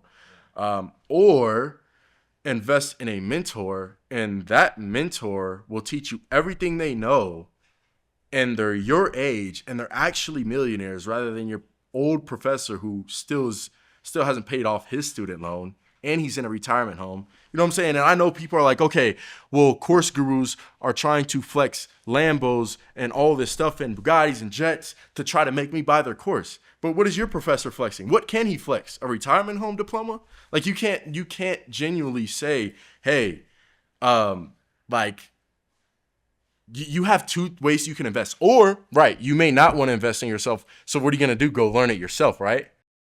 And if you go learn it yourself, you're gonna make more mistakes, and I'm telling you this because I did it. It's gonna cost you more money, more time, and more energy. All those 3 most valuable resources than just getting a mentor. And so, yeah, people can say, oh, your mentorship is a couple of G's, get your money up. But the other thing is to say, okay, you go do it by yourself. Go do it by yourself right now, and let's see you make I made $30,000 in mistakes when I first started. I was 17 years old, and I screwed with the wrong suppliers. I shipped the wrong stuff. I wasn't thinking logically with stuff. I didn't know how to start a store the correct way. And so that costed me $30,000 USD. But I can't tell you how much that costed me time-wise. I was sitting there, and yeah, it happened in 2 years, bro. 2 years I became a millionaire, but I probably would have became a millionaire in 6 months if I had a mentor, and I probably would have been a $10 million net worth right now, $20 million net worth, simply because I skipped the mistake phase. A lot of people think getting a mentor is more about what do you gain? Like, oh, is there a guarantee that I'm going to gain this? Is there a guarantee that I'm going to make this money? But it's like, bro, how much will you save? You see what I'm saying? So it's more about saving. I think because I have a lot of people in my course, bro, who actually go to college. I'm not talking down on college, because there's a lot of people who are in college who actually make a lot of money with me. I have someone, shout out Alejandro, bro. You guys will see his testimonial soon, but he's in Miami playing basketball. He doesn't want to give up college, even though he's making more than his professors. He doesn't want to give up college because he's in there playing basketball. So I'm not saying college is terrible. I think you can still make money while you're in college. And that's what it comes down to. I'm not saying, oh, you have to choose Courseway or the highway. It's more a fact that you have to do something outside of college, bro. If I were to go buy your course right now, yeah, and it didn't work, then what? I would come in your business and no weird stuff, but I would come in your business and I would find out why that didn't work. There's something you didn't follow along the lines that made you vulnerable to a failing business. Either you, and I'm not going to say what I do in my mentorship because it's like real stuff that not a lot of e-commerce people teach, but it's like real stuff to the point where I've even had people who join it say, bro, why do I need to do this? And then they do it. And bro, now they're making, I think that guy is now making $7K a month, if I'm not right. Maybe on the lower end, $5K a month, right? And that's consistently. I'm not just throwing numbers out there. That's consistently. So it's just a matter of fact that we would come in and make sure you did everything we said. Bro, like how can you fail if you're showing up to 3 calls a week? You have around, bro, it's tens and tens and tens and hours of videos of me, not just PDF files. It's 10 and 10 plus hours of videos of me. I show me literally doing my organic marketing. I show me show how to run Facebook ads. I show everything.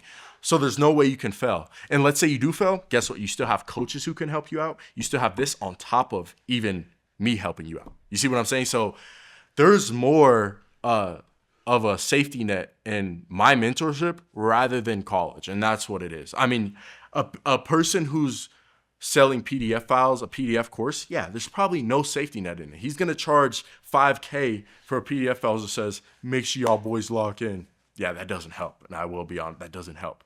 But I definitely do think it is more of, I don't even know what the question was, but I said what I said.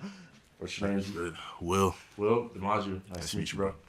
But I believe I forgot about the prompt because I was going such off topic. But you shouldn't listen to your parents' advice if you're broke. How do you feel about that?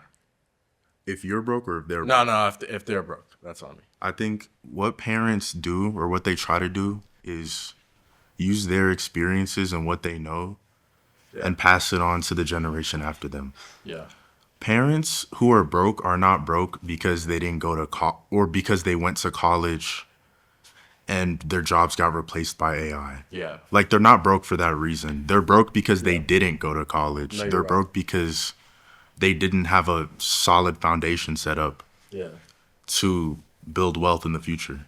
So I know you touched on parents not going to college means they're broke or anything like that, but I think more of the matter of fact is it's a mindset thing, bro. A lot of parents aren't broke because of their situation. It's a mindset thing. I know parents who come home and grind. I know parents who also come home and they sit around and they may argue all day, and then they may go to the club and do something like that. And so that's a mindset thing, bro. It really comes down to it as a mindset thing. It's not necessarily, their situation, because we could blame it on the situation all day. But my boy Phil, can you come up? I lucky want you to come up and talk about your parents, because his parents, I'll let him talk about it. I'm just gonna stand Hey, he's right white. here. He got generational wealth. What you say? You're white. You got generational. You're white. You got generational. That's true. That's true. All right, so the question was, should you listen to your parents if they don't have money? That's correct. And what's your argument against that? I think it really just depends on why they don't have money. I think the point of this conversation is, like, obviously, as DiMaggio was saying earlier, like, parents who, found their path in life in a different generation can't really speak to what's going on now. And I mean, if they're going to be speaking against things like college and working a 9-to-5, I think that really just comes down to the fact that what they do is take their experiences, what they know, and try to project it onto their next generation. It's they're not necessarily broke or in the situation they're in because they didn't go to college, or I take that back, not because they went to college or because they took the path of working a 9 to 5. It's because they didn't do those things. Does that make sense?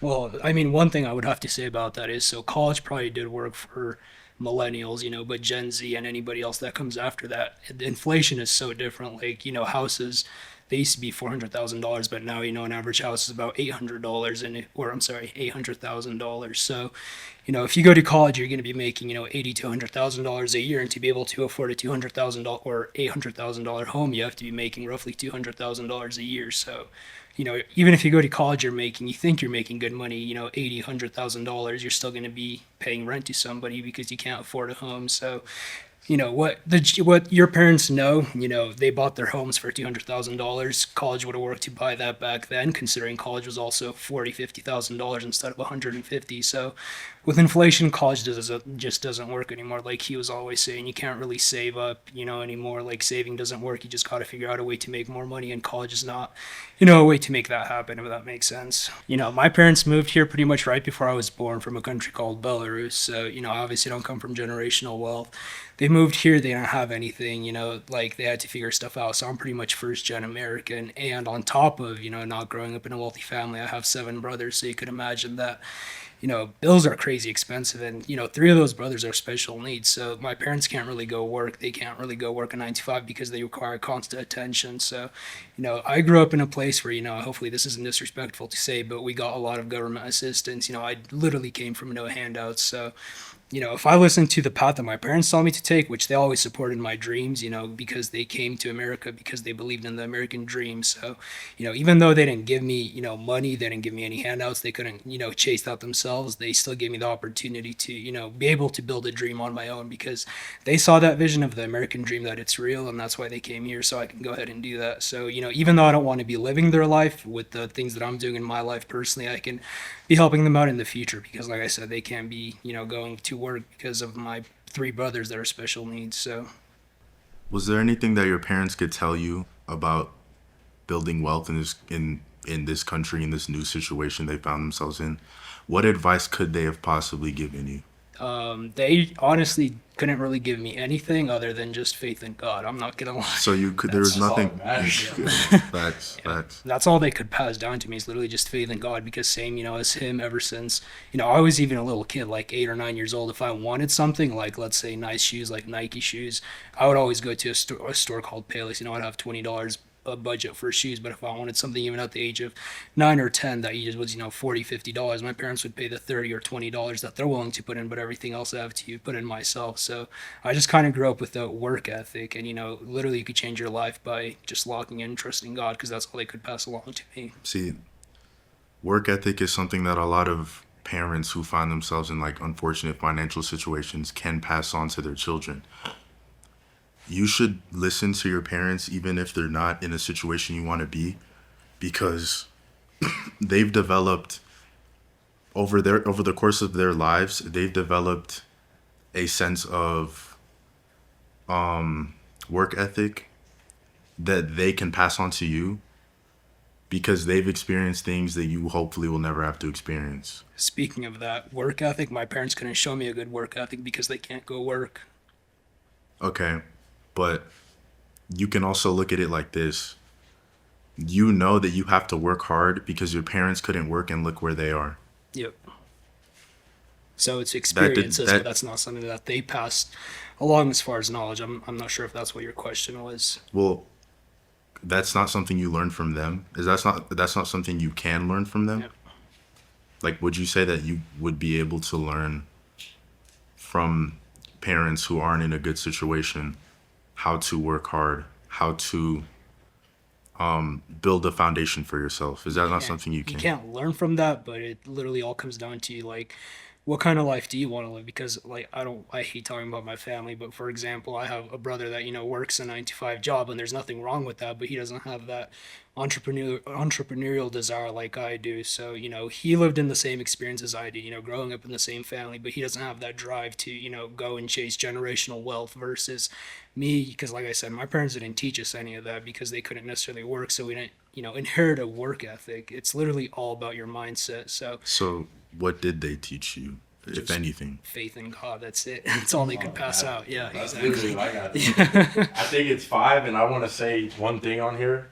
But I think it really comes down to hunger, bro. You can't teach anybody hunger. And that's no matter how much your parents' work ethic teach you, no matter how much anything with that, you can't teach anybody hunger, bro. I don't know, and I always tell people this, but when you get rich, you can't put on your day ones. And I talk about friends, but for some people that's family. And the reason I say is because, bro, you can lead a horse to the water, but you can't force him to drink. I make around, I don't know if I can say profits on YouTube, but I'm a multi-millionaire, right? Within 2 years. So you could estimate how much I make per month. And bro, my day one friends have literally seen me go from broke, that guy wearing the same clothes every day, getting bullied for that, and not being able to afford school lunch, anything, to literally who I am now. I'll try to put them on, and one, they don't do the work, and then they blame it on me, or they just expect handouts, bro. So I think that's why parents can't teach work ethic, because it kind of talks about what he was talking about. Has there was no work ethic brought down, but it was more so that it was a mindset thing. Phil was more hungry than his brother. That's facts. That's no disrespect to his brother. That's logical evidence. You see what I'm saying? So that's why I think there's only so much your parents can teach you. If it's not life advice, you shouldn't be listening to their financial advice. I mean, yeah, that makes sense. I mean, sure, his brother, or he was more hungry than his brother, but also, like, don't you think that it reflects on him that he learned from his parents' mistakes more than his brother did? I mean, just logically speaking in general, you can learn from parents' mistakes, right? There's life experience mistakes. But I'm more really talking about just the not mistakes. I'm talking about the extra guidance on top of the mistakes. Hey, you should go to college. Hey, you should do this. Hey, you should do that. And they're forcing their kids to do that knowing they're in a crappy situation. That is wrong as a parent. You should not be doing that. I feel like morally you are wrong for that, knowing your child probably doesn't want to be where you're at. Morally, you are wrong for forcing your kids in that direction. But I feel like if you're a successful parent, and success doesn't just talk about money, bro. I don't think that necessarily. Success could be bringing down morally standard, right? Just bringing down right morals, right? Or right anything like that. That can be something you learn from your parents or whatever, but I think more so it's like, hey, you can respect your parents if they're not financially successful, but you shouldn't be taking their extra advice unless it's mistakes. Okay, I mean, like I said before, parents who are like in bad situations are usually in those situations because they didn't take the steps to build a foundation that they're going to tell their kids to take. For example, like let's say you got a parent who didn't go to college, who's working a bad job. What is he going to want for his kid? He's going to want for his kid to go to college. And get replaced by AI because he doesn't know what's happening in this generation. So that's even worse. Okay. He's giving broke advice. A parent who's broke or in a bad situation financially, yeah, is not going to give advice to a kid to replicate his or her situation. Their intent in giving advice is to change their kid's situation. Being broke is your choice. How's it going? Here we are again, man. I know, man. I don't think being broke is necessarily a choice for many people. Just like your friend just said, he came from an out of country. He wasn't having the ability to work at all. You're not going to run to the USA and say, hey, like now I got the American dream. I can be a successful entrepreneur. You can have that choice, but it's not always going to work out. So it's a relative choice compared to a guarantee.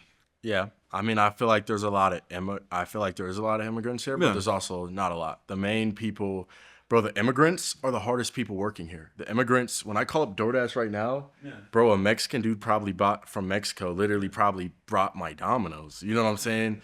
And so that's what I mean is the immigrants are working harder than the people who are actually here and complaining about being broke. You see what I'm saying? So you just made my point for me. They're working their ass off. It's not their choice to be broke, but they're still working towards it. Yeah, but I know we choose to be broke. I know we had that talk about women before with the broken woman. Do you feel like I said, I don't like, not to bring that up again, but just as far as it goes with that, women see being broke as a choice for a lot of people. This whole mindset that you need money for women is just bullshit. It's not. I don't. There are people, women who literally pay for men. I mean, it's nice to know you have your Lambo, you have all this good money. Keep the money, dude. Like, as long as you're good looking, honestly, dude, I'm better looking than you. I can pull more women than you. What does it matter if I'm broke? What does it matter if I'm broke? Hold on, pause. You're gonna spend hold on money on a woman like that? Hold on. Why? You're sitting here 30 years old Yeah. talking about woman. Would I make your annual salary in a week? I mean, what mindset is that, bro? Like, it does get to a point where that's why I'm like, dude, you got to understand there's so much more to life than just, and that's why I bring up the woman again, is because I feel like that is a reasonable topic, because a lot of men do want women, right? And they do want, they're, you know what I'm saying? So they're looking for wives, stuff like that, as far as that goes. But I think it just is more of the matter of fact that, dude, like, it's a choice, and that's why I was talking about that earlier with the woman thing. Women see it's a choice sometimes. Women see it's a choice to work a 9 to 5, then come home and laze around on the couch all day and eat chips. So I think to a certain extent it is, because let's say if I know, bro, and this goes back to my topic where I would talk about people and I would say, like, the brokest people I know take the longest to respond. They waste your time because they don't value your time. They're not, it's a mindset thing, bro. Yeah. And I know a lot of people will blame it on poverty. A lot of people think that's a flex, being in poverty, but I have people I know who I'm very close with who are in poverty, bro. It's all a mindset thing. They see things in a scarcity view. I remember, and I don't like to talk about what I do a lot, but I went to a Walmart in the hood, and my boy over there was with me.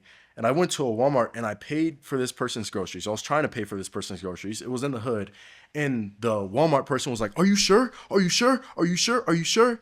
They brought the manager out, told me to pull out my ID, look at my ID and the card, and they were like, nah, like, we got to get some more verification. Just because I was trying to pay for it, and it was $400 worth of groceries, but just because I was trying to do that. And it's because, bro, if I go to a rich neighborhood and I do that, no one's going to care. The manager won't come out because they think every opportunity is a scam, because they have such a scarcity mindset that they're not used to success.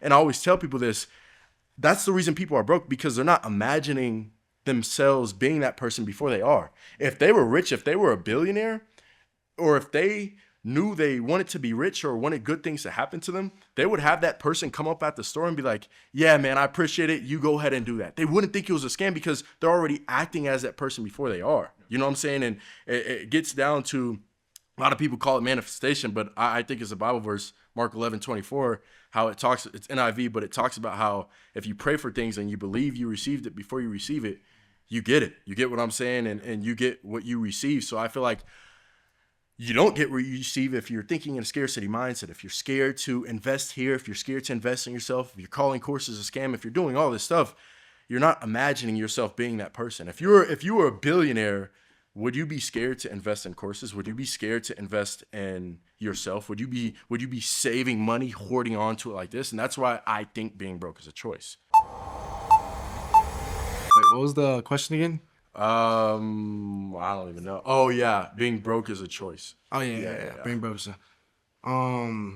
so, not to get a little personal here, but like, I come from kind of a poor family. I live in a 3-bedroom apartment with 6 siblings. And I don't think personally that's like none of my fault, like from where I come from and anything like that. And I just kind of, I don't know. I just don't really think it's your choice or your, like, how could you really, like, what would be your argument against this? I think it's still your choice. How old are you? 19. What have you done in the past 2 years to try to get yourself, are you satisfied with that situation before I say this? Because if you're satisfied, I'm going to tell you congrats. If you're not satisfied, I'm going to tell you how to get out of it. Well, obviously I'm not, like, satisfied, okay. So what have you done in the past 2 years to try to get out of that situation? I know you said you work a job, right? Other than that, what have you done?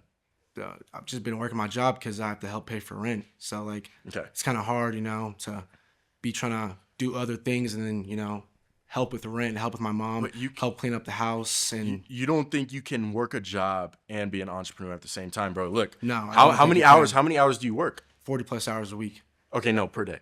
Per day? Yeah, 8 hours. Okay, so you work 8 hours, bro. That's 16 hours left in your day. What are you doing with those other 16 hours? Do you play video games? Yeah.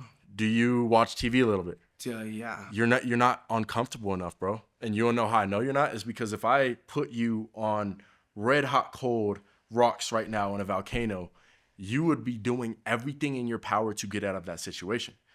Your why is not big enough. My okay? situation's already hard enough as it is, though. You don't think I want like a little bit of like relaxed time, a little bit like You don't need some type of freedom, you know? So if I put you, if I put something you love on the line right now and said, if you don't start this business and do it every single day for a year straight, this person you love or this person, you will never see that person again. Would you find a way to do it? Yes. Okay, so your why is just not big enough.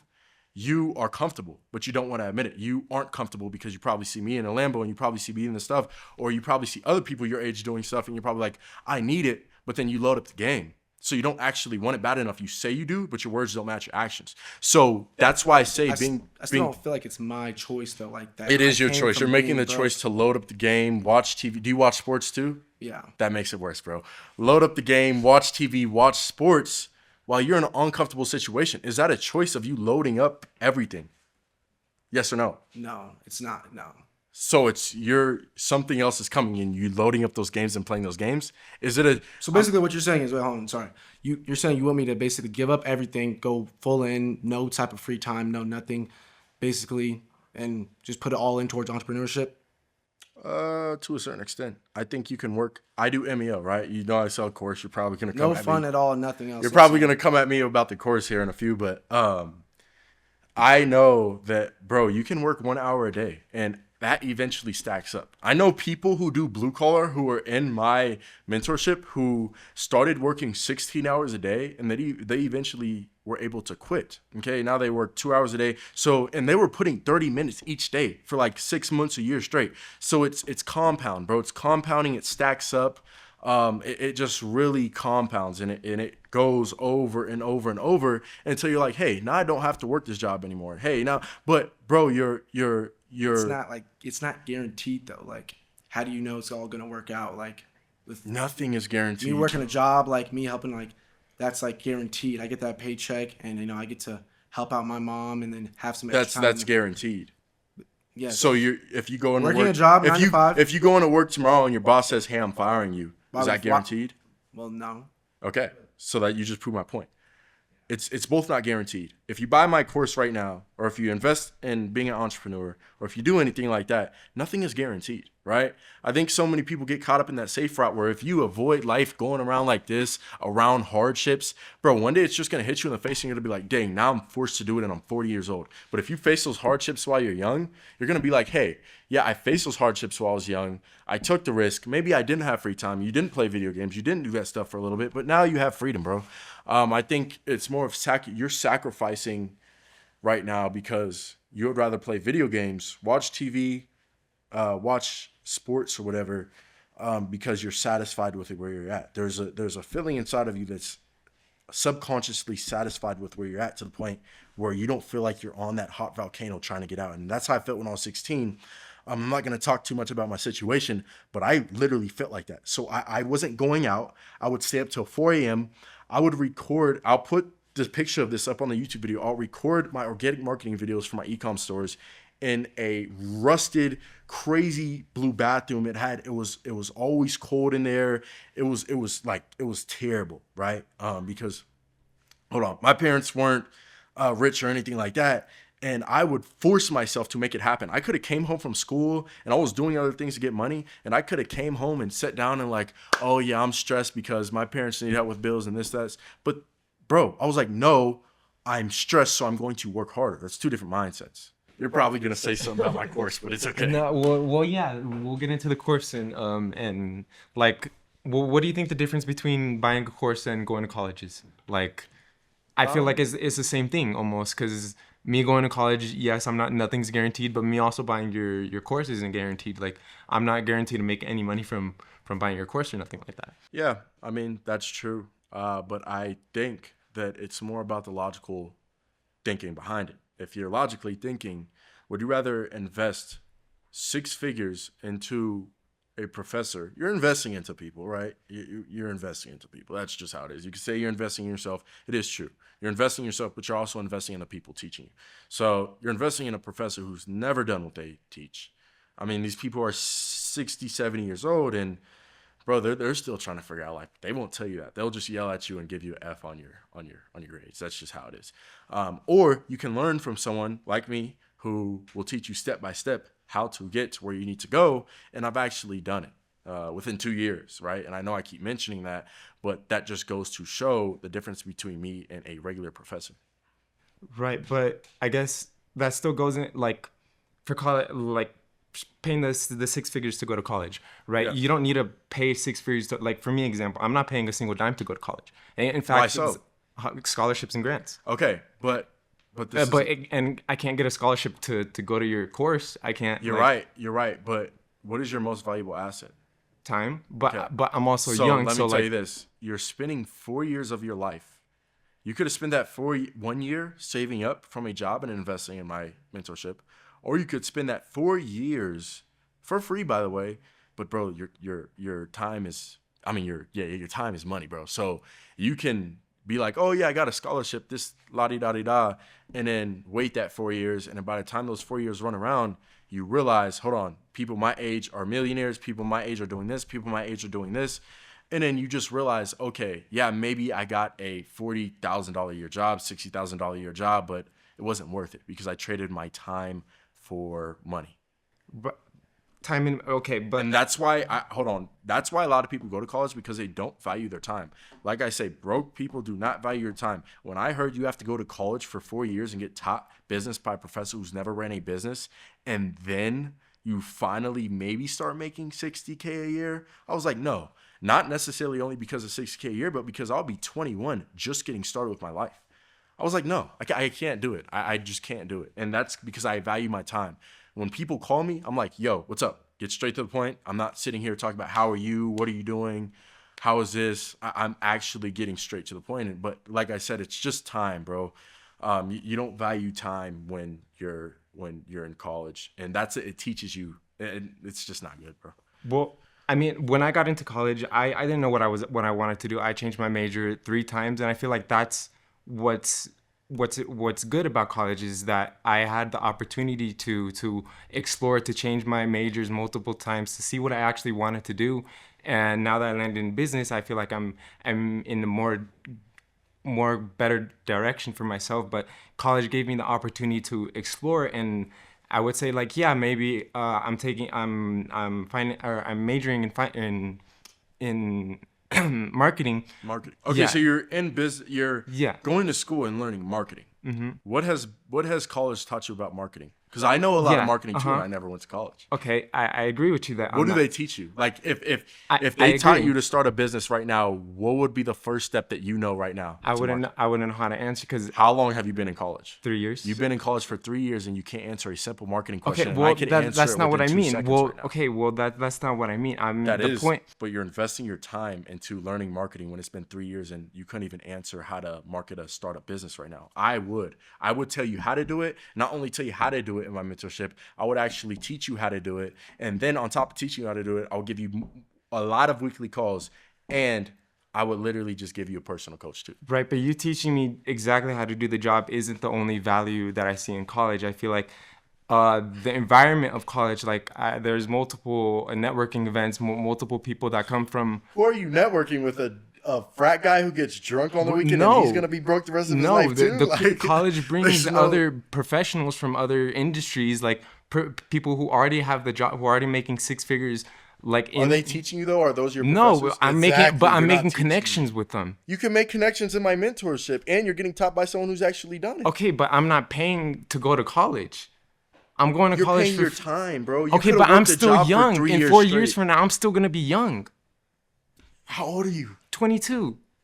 4 years, you're gonna be 24. That's still young. Bro. Okay, that's still young. That's almost unk status. I still have 80 years on my life. Like, I mean, if okay, bro, 80 years. Okay, I would You would live into 110 years. I think that's possible. You look like a healthy guy. I think that's possible. So, but I am going more of a matter of fact that you're in a situation you don't like right now, and you haven't learned anything from college, and you're still trading your time for potential money, but you're still in the same situation. It's time to get out of the situation. You can still do the marketing and invest in a course, but you can't right now because, like I said, you don't have the capital to get started with that. If I were you, I would drop out of college and get a job and then invest in a mentorship. I have a year left, and they're not paying me. They're like, I'm not. Finish it out, and get a job, and then invest in a mentorship because you obviously haven't learned anything in college. Is investing in a course better or investing in college better? For sure, I'll be on DiMaggio. So I know we were both 19 years old, right? Yeah. We're both 06 babies. So yes, sir. Let's get to it. So yes, sir. I am 19, but when I was 17, a little bit about me. Yeah. I actually did leave high school and I switched to online and graduated early because I didn't really like high school. I thought I wasn't learning anything. Yeah. And when I left, I decided I'm never going to go to college. I was like, screw school. I was kind of like you. I was like, let's start a business. At that time, I was doing content creation and I was making TikToks and I thought it was the method. But then I started getting banned and shadow banned. So I kind of gave up on that. Yeah. And then another thing that I realized is because I was having issues with my parents is I moved out when I was 17 as well. So I moved out before I turned 18, which I think is very important to move out at a young age because I learned a lot. Definitely. But one of the things that I had to learn was I needed stability. I no longer had somebody paying for my food. I no longer had somebody paying for my phone bill. Definitely. I no longer had anybody paying for anything. I didn't have a car at the time. Yeah. So at that point, I was working 40 hours a week. I was job hopping, working at all types of jobs. Yeah. I'm from Colorado Springs. I'm not from Denver. Yeah. So I was all over Colorado Springs just doing everything I could to make ends meet, right? Yeah. So when I turned 18, I finally got a car. I was still working, but I decided I wanted to do something a little bit more to advance my life, right? Yeah. And I've seen people like you that sell courses, not going to say their names, but I've seen people that sell courses. Yeah. And a lot of them, I like to think of things on a deeper level, let's just say that. But a lot of people that sell courses, they also do a lot of other things that I see on the table. Yeah. They do content, and they do content, which is a big thing, which also pays a lot. And yes, they do their business that they're teaching their course on. Yeah. But my question for you real quick before we get into college, with your course, could you tell me, are you making more from your course that you're selling or from your business that you're actually doing, that you're teaching? I'll be fully transparent. I make evenly both. So I make around $200K per month. But the thing is a lot of that money goes to a lot of my team, right? So I'm just not, and 200K is not revenue, that's actually profit, but there's still some profit that I have to still give to my team. Some people get bonuses. There's a lot that goes into it, right? So I couldn't really answer that question, but I can tell you I make a lot of money from mentorships. But you want to know why? It's because I'm actually trusted. Your college, how much does your college? Yeah, okay, you didn't go to college. An average college right now, you're in college right now. Yeah. How many students are at your college? I go to a community, so not too much. Okay, you go to a community. Let's talk about the average university. The average university has around 20 to 30,000 students. There's one time I added it up. If each student paid around 60 grand, that's like the medium. That's like the average. Bro, they make $1 billion a year. So I think you're worried about the wrong course seller, bro. You should be worried about college. You know what I'm saying? Just simply because I know, and I'm proud of you, bro.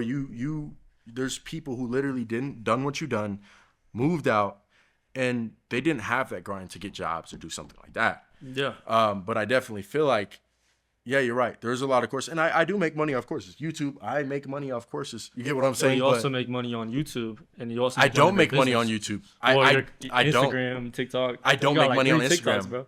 I don't make money on Instagram. I don't make money. I think I make $200 a month on TikTok.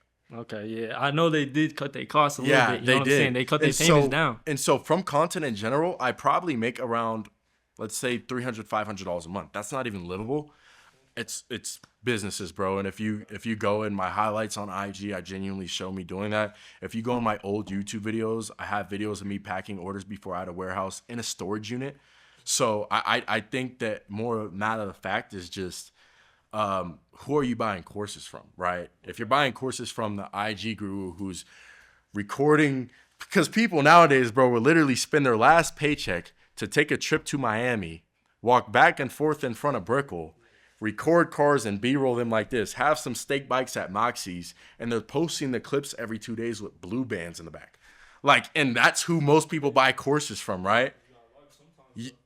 Yeah, and then, but you're okay, LARPing to a certain extent is decent if you're not trying to sell courses. I was acting like a millionaire before I was a millionaire. How do I know you're not LARPing right now with the Lambo No, McLaren outside? I do LARP. And so what I mean by that is I LARP in a way where I believe I'm something before I achieve it. So like I said, goes back to that Bible verse. I'm not a billionaire right now. I believe I'm a billionaire though, and I act like a billionaire. I think I act right now the way I would want myself to act as a billionaire. That's LARPing to me. LARPing in a different aspect is, yeah, bro, you see me with the Lambo out there. You probably think it's a rental, huh? That's what you're getting at? How do I know you own it? How do I know your team doesn't own it and they just give it to you to show off? My team? Your management. I don't have a management.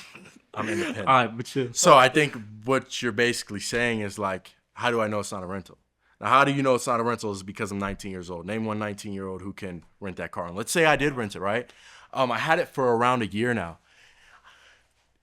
To rent a Lamborghini, it's around, because I used to rent my car out. And a lot of people thought it was a rental because I put it on a rental fleet and I used to rent it out. But a lot of people did think it was a rental. And what happened is I took my car off the fleet. But, bro, to rent a Lamborghini, I'm speaking from this, to rent a Lamborghini. Oh, and I'm about to start another rental company, my rental company. Look up Luso Exotics. But let's say I rented that Lamborghini for $1,300 each day, right? That's what a Lamborghini Huracan, it's around $300,000, $250,000 is worth. That's $1.3K a day. I would be spending around almost $45K a month to rent a Lamborghini. Now, at the end of the year, that's around $550,000. Do you have to be rich to spend $550,000 in a year on a car? Okay, so that's what I mean when these people get online and say, "Oh, it's a rental," bro. You're just uneducated. That shows you haven't. Okay. You know what I'm saying? So, well, real quick. Not you uneducated, but the people who are saying that in comments, you're uneducated because I'm not even old enough to rent, and it costs more than what you make in 10 years to rent that car for a year straight. For sure. Well, real quick, you know what I'm saying. Before I know it's time, let's pivot from course. Now that you clarified that a bit to college. Okay, college. I get that there is a lot of bad degrees, and I've sit around here and watched all these other people come up, all these other topics. Yeah. Your topics, I get you're trying to rage bait, but your topics, you say to a broad scale of things. Yeah. There are many college degrees that are very valuable. If you get hit by a car tomorrow and you have to go to the doctor and the nurse comes out, you think she went to college, right? Or the doctor? Probably. Probably, right? She did. You probably didn't buy a course on how to be a nurse and spend $4K. You could probably get way more value. You could probably get way more value than what college is teaching you for multiple years. Okay, but what about the stability, right? Stability. We were talking, but you got your suppliers, right? Yeah. So I get that you have a business. Yeah. But to me, you kind of seem like a middleman, right? So I am. You are a middleman, exactly. So what happens? With my mentorship, that's actually exactly. You have your mentorship and you have your content, which is your actual business. But as far as content is my business, part of it. When I make only $1,000 a month from content, I mean, it could be. I don't know what business. Let's just say that's part of your business, okay? That's part of your career. You make content, right? You post stuff online. Yeah. So let's say out of all the content, all the business, right, and then you lose your supplier, you say that you would pivot, right? You would pivot to a different career field, right? Yeah. How do I know that in 15 years ago, you run out of pivoting? I wouldn't pivot to a different career field. What I would do is if I lost my supplier for one of my stores, because if you guys don't know what I do, I basically sell products online. A lot of people think it's dropshipping, but dropshipping is a fulfillment model. It's not a business model. So I do MEO and it's multiple e-com operations, but these stores, I basically build them up to eventually sell them. And that's where the real profit is. You're not focused on selling products. You're focused on selling actual stores and businesses. But I think that if my supplier said, "Hey, we're cutting you off today," dude, that would be hard because that's like my most trusted supplier. They ship out very fast, especially like with certain stores. But I would go and I don't know the right word, but just find a different way. And that's what a lot of 9-to-5ers aren't good at, is they're not good at finding different ways. So that's what all the course sellers say though. They'll just find a different way. So let me guess, real estate? I already do real estate. And that's not something I talk about. So a lot of people try to come for me and say, "Oh, you just make your money off courses." and this, that, and the third. I make my money so many different ways you couldn't even be able to track. I have about 7 streams of income, and I could show you. I'm an Airbnb host as well. I never put that on social media. Hey, You know what I'm saying? hey, good for you, good for you. So with that being said, but college, the reason why I'm in college now, like I said, I told you my backstory, I told you all that. Not everybody in the U.S. and a very small percent actually is in the position where they can just drop everything and just go for a business. You know what I'm saying? That's right. If I could still start a business right now, I would love to. But starting a business isn't for everybody. And if we had everybody in their 20s, like in your topics you have said, starting a business, who's going to be your doctor? Who's going to be flipping your burgers at McDonald's when you want to go The get... person who's comfortable with it. There's always going to be someone comfortable with flipping burgers. There's Okay. always going to be someone who puts pleasure over purpose and is forced to work at McDonald's and flip the burgers. That's what it is. So do you just believe all colleges should be stopped then? If you're debating this... I think college is good. If you want to go and you want to be a doctor and you genuinely have a reason, you don't care about the money, you don't care about any of that, and you say, hey, I want to go be a doctor, I want to go do this, and it requires college, I would tell you congrats. But it's the matter of fact that most people here are trying to get rich, but they're in college. And that's where it comes into play is You can get rich after college. After college, You bro. can, trust. After college, You can scale. with student loan debt and with, like, it's just not worth it, bro. It's not worth it. But take the student debt ratio to your income ratio after you get a high paying job. And it's $60K a year on a $120K That's your starting. loan. That's your starting though. That's your starting. A lot of jobs, IT roles. Yeah, you may start at $60K. You may be at Max, the desk. there's no salary job that will get you rich. I remember, and I know this because I remember driving. Has that been 3 minutes? Okay, but I'll end it right here. But I remember driving past big houses when I was younger, and I was like, dang, they must be doctors. They must be lawyers. Come to find out, I looked it up the other day. Lawyers make $145,000 a year. That's not even enough to afford a down. That's not even enough to afford a down payment on a Lamborghini if you saved up every penny. I mean, maybe it is. Yeah, maybe it is actually. I take that back. But what I'm saying is like, bro, like you can't get rich with that. If you try to buy a $10 million house, the ones I used to see and think, oh, these doctors, these lawyers own it, bro, that's $1 million down payment on a house. I make a good amount, right? And bro, I just now got into real estate a year ago. And so when I would see those houses, come to find out, I'm actually friends with one of these people who I used to drive by their house and say, oh, they must be a doctor. Bro, guess what they do? Entrepreneurship. They quit a 9-to-5. But hear me out. They dropped out of college. One more point though. Some of these people though that use their degree to start a business. My uncle went and got his doctorate in physical therapy and now runs his own practice. And At what age though? At what age? 30s. Okay. Late 20s, 30s. In your 20s without going to college. Physical therapy and doctor roles, not all though.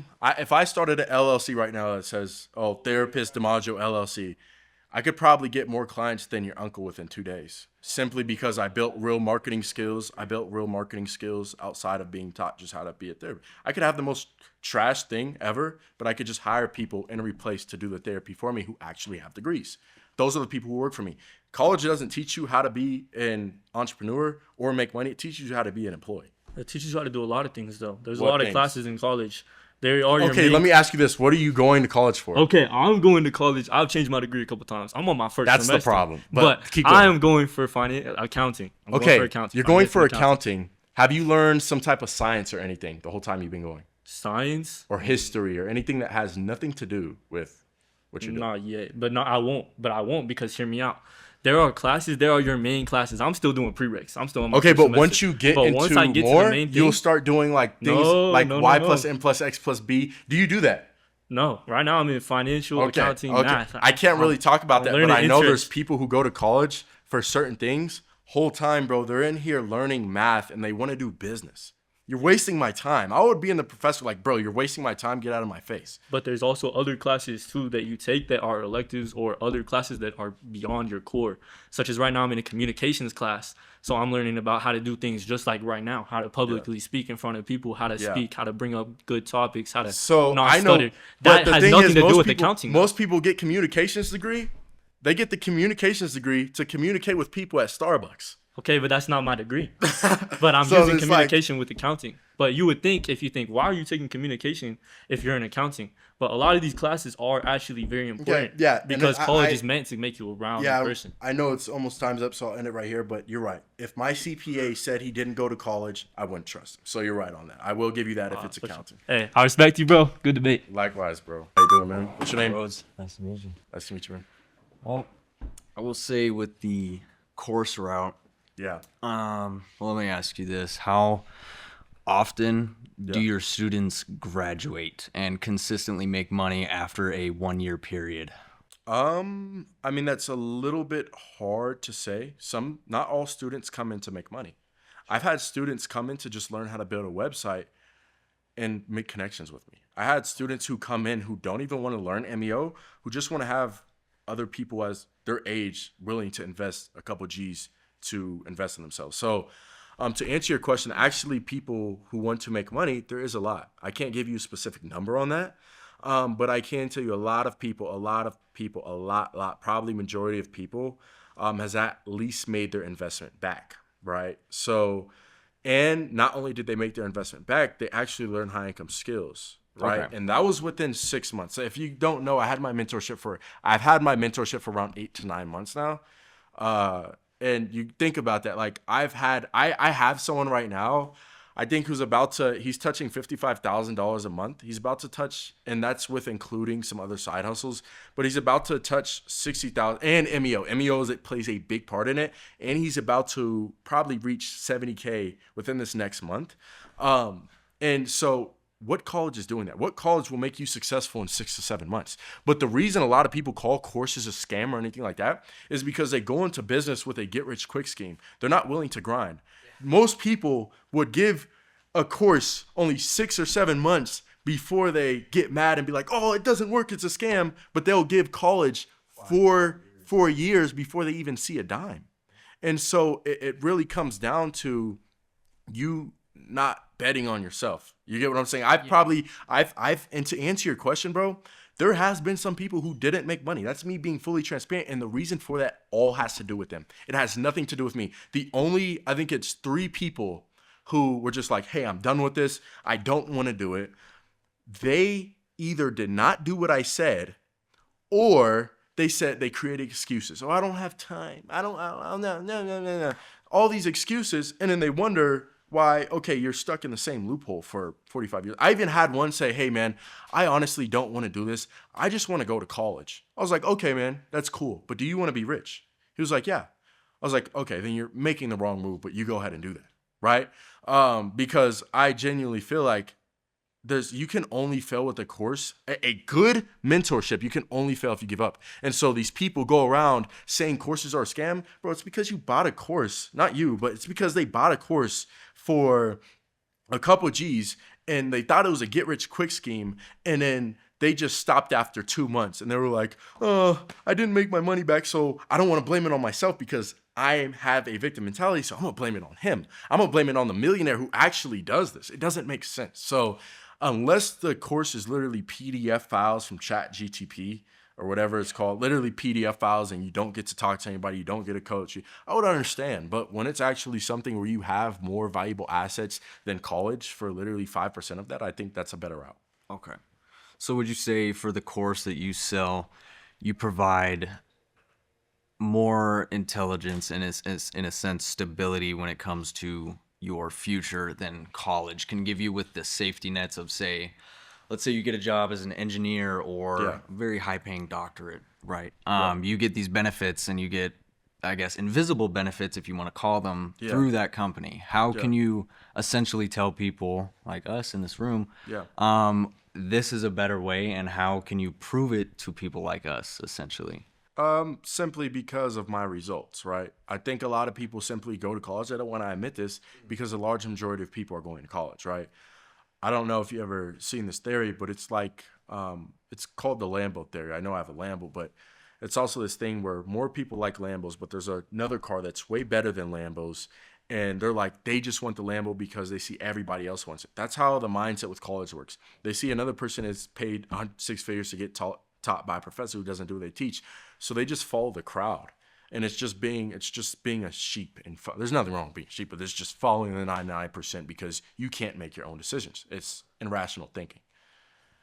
So you're that's why I saying think mentorship is better. Okay. So you're kind of putting it out as no matter what the situation may be, if you have the ability to change it and the drive to change your situation, you can do it, whether it be mentorship, college, not businesses, or not college. Not college. Mentorship. You're just not college. I mean, if you're in college and you're trying to start a business, then maybe. But if you're just relying on college, I don't think so. I think either mentorship, only mentorship. And the reason I say that is because if you go out and start the business by yourself, you're going to make way more money in the mistakes than you would have had if you got a mentor. That's factual. Okay. And how long would you say that, let's say, again, one of your students took that route, started making money. Yeah. How long would it take, for example, that student to keep up with that security of that 9 to 5 in the sense of, okay, they can stay a survivor in this business model for 5-10 years plus, while a doctor, they have to do step 1, 2, 3 just to continue doing that for the rest of their life without having, say, the risks of, like, someone, I forgot who mentioned it, but losing your supplier, losing these people.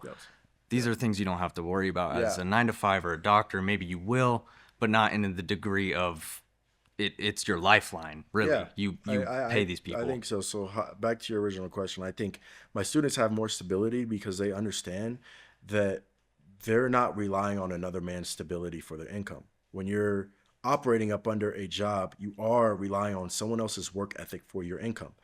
I probably feed around 10 to 12 families who help me with MEO, just MEO, not choruses, not anything. I probably feed around 10 to 12 families. And if I were to cut them off right now, because I wanted to be lazy against my work ethic, they would probably be homeless and they probably wouldn't eat food for a couple days or a couple weeks before they got another job. So I think that just going into the mindset with just what stability, like it's really on your work ethic, bro. You can be the best 9 to 5 worker right now and you can be promoted up all the way to co-owner, right? Or you can be working 9 to 5, put minimal work in, and now you're at the bottom of the food chain. So I really think it doesn't really come down to your profession. It comes down to your work ethic, performance. It comes down to your work ethic and performance, but it really comes down to you have to take the risk. There's so many people. What do you think about taking this? I think everybody should take a risk. You'll never be able to really understand. So why haven't you bought a mentorship? I actually have. I bought a mentorship before. Okay, why haven't you? Would you say you're successful off that? I'm finding success in it. Yes. Okay, that's good. That's good. I think majority of the people who don't buy mentorships, they think everything is a scam. And one thing I noticed about poor people is they think everything is a scam. I like I said, I was once poor myself, and I've been around poor people. They think everything is a scam. Oh, this is a scam. That's a scam. This is a scam. But they'll invest in a $10 a year Netflix subscription. They'll invest in Hulu. They'll invest in clubs. They'll invest in all these things. Bro, you're scamming yourself. You know what I'm saying? I'm not saying you, but I'm saying like the people who are doing that, they're scamming themselves. So just that goes back to the original question. They have the money. Everyone, I don't have money to invest in mentorships. Bro, you have the money. You just spend it in areas you shouldn't be spending it. You're probably at the club. You're probably playing you're probably spending money on video games. You're probably spending money here. You're probably spending money on clothes you don't need. That's the real scam. The real scam is not investing in yourself. Entrepreneurs are more important in the economy rather than 9 to 5 workers. Let's do it, man. All right. So the prompt was entrepreneurs are more important than 9 to 5 workers. Yeah. I disagree with that 50-50, I mean, entrepreneurs probably pay more in taxes that pay the 9 to 5 workers to, pave your roads and stuff like that. But, are you the one that's going to specifically hire outside of your own personal advances of, let's say you wanted to, build your own warehouse on your own acres of land? Yeah. Who are you going to, pay to get that done? Entrepreneurs, or are you going to go pay a 9 to 5 worker? You're right. You're right on that. Right. I would go pay a 9 to 5 worker. Right. But morally speaking, who is the head of all these 9 to 5 workers? An entrepreneur. Right? I mean, you could say you, but you wouldn't have your dreams of what you want to succeed in. Let's say warehouse. Let's say, you wanted to build a Fortune 500 company from the ground up, brick by brick. Who's gonna build that outside of you paying them, right? Yeah, so 9-to-5 workers. Right. But who operates the business that allows 9-to-5 workers to work under them? Well, it would An be you. entrepreneur. Right. It would be you. But then again, it goes back to, we could say, a government worker that gets paid under taxes from you, right? But that doesn't necessarily mean, outside of that could be, you could go private contracting, stuff like that. Yeah. But, just because you're an entrepreneur doesn't necessarily, ethically does not make you any much better than a person, to your left or right, I don't think it makes me better than a person, but I do think it makes me more important.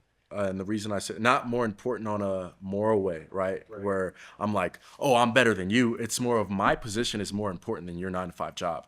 And a lot of people wouldn't agree with that, but you got to kind of think of it like this.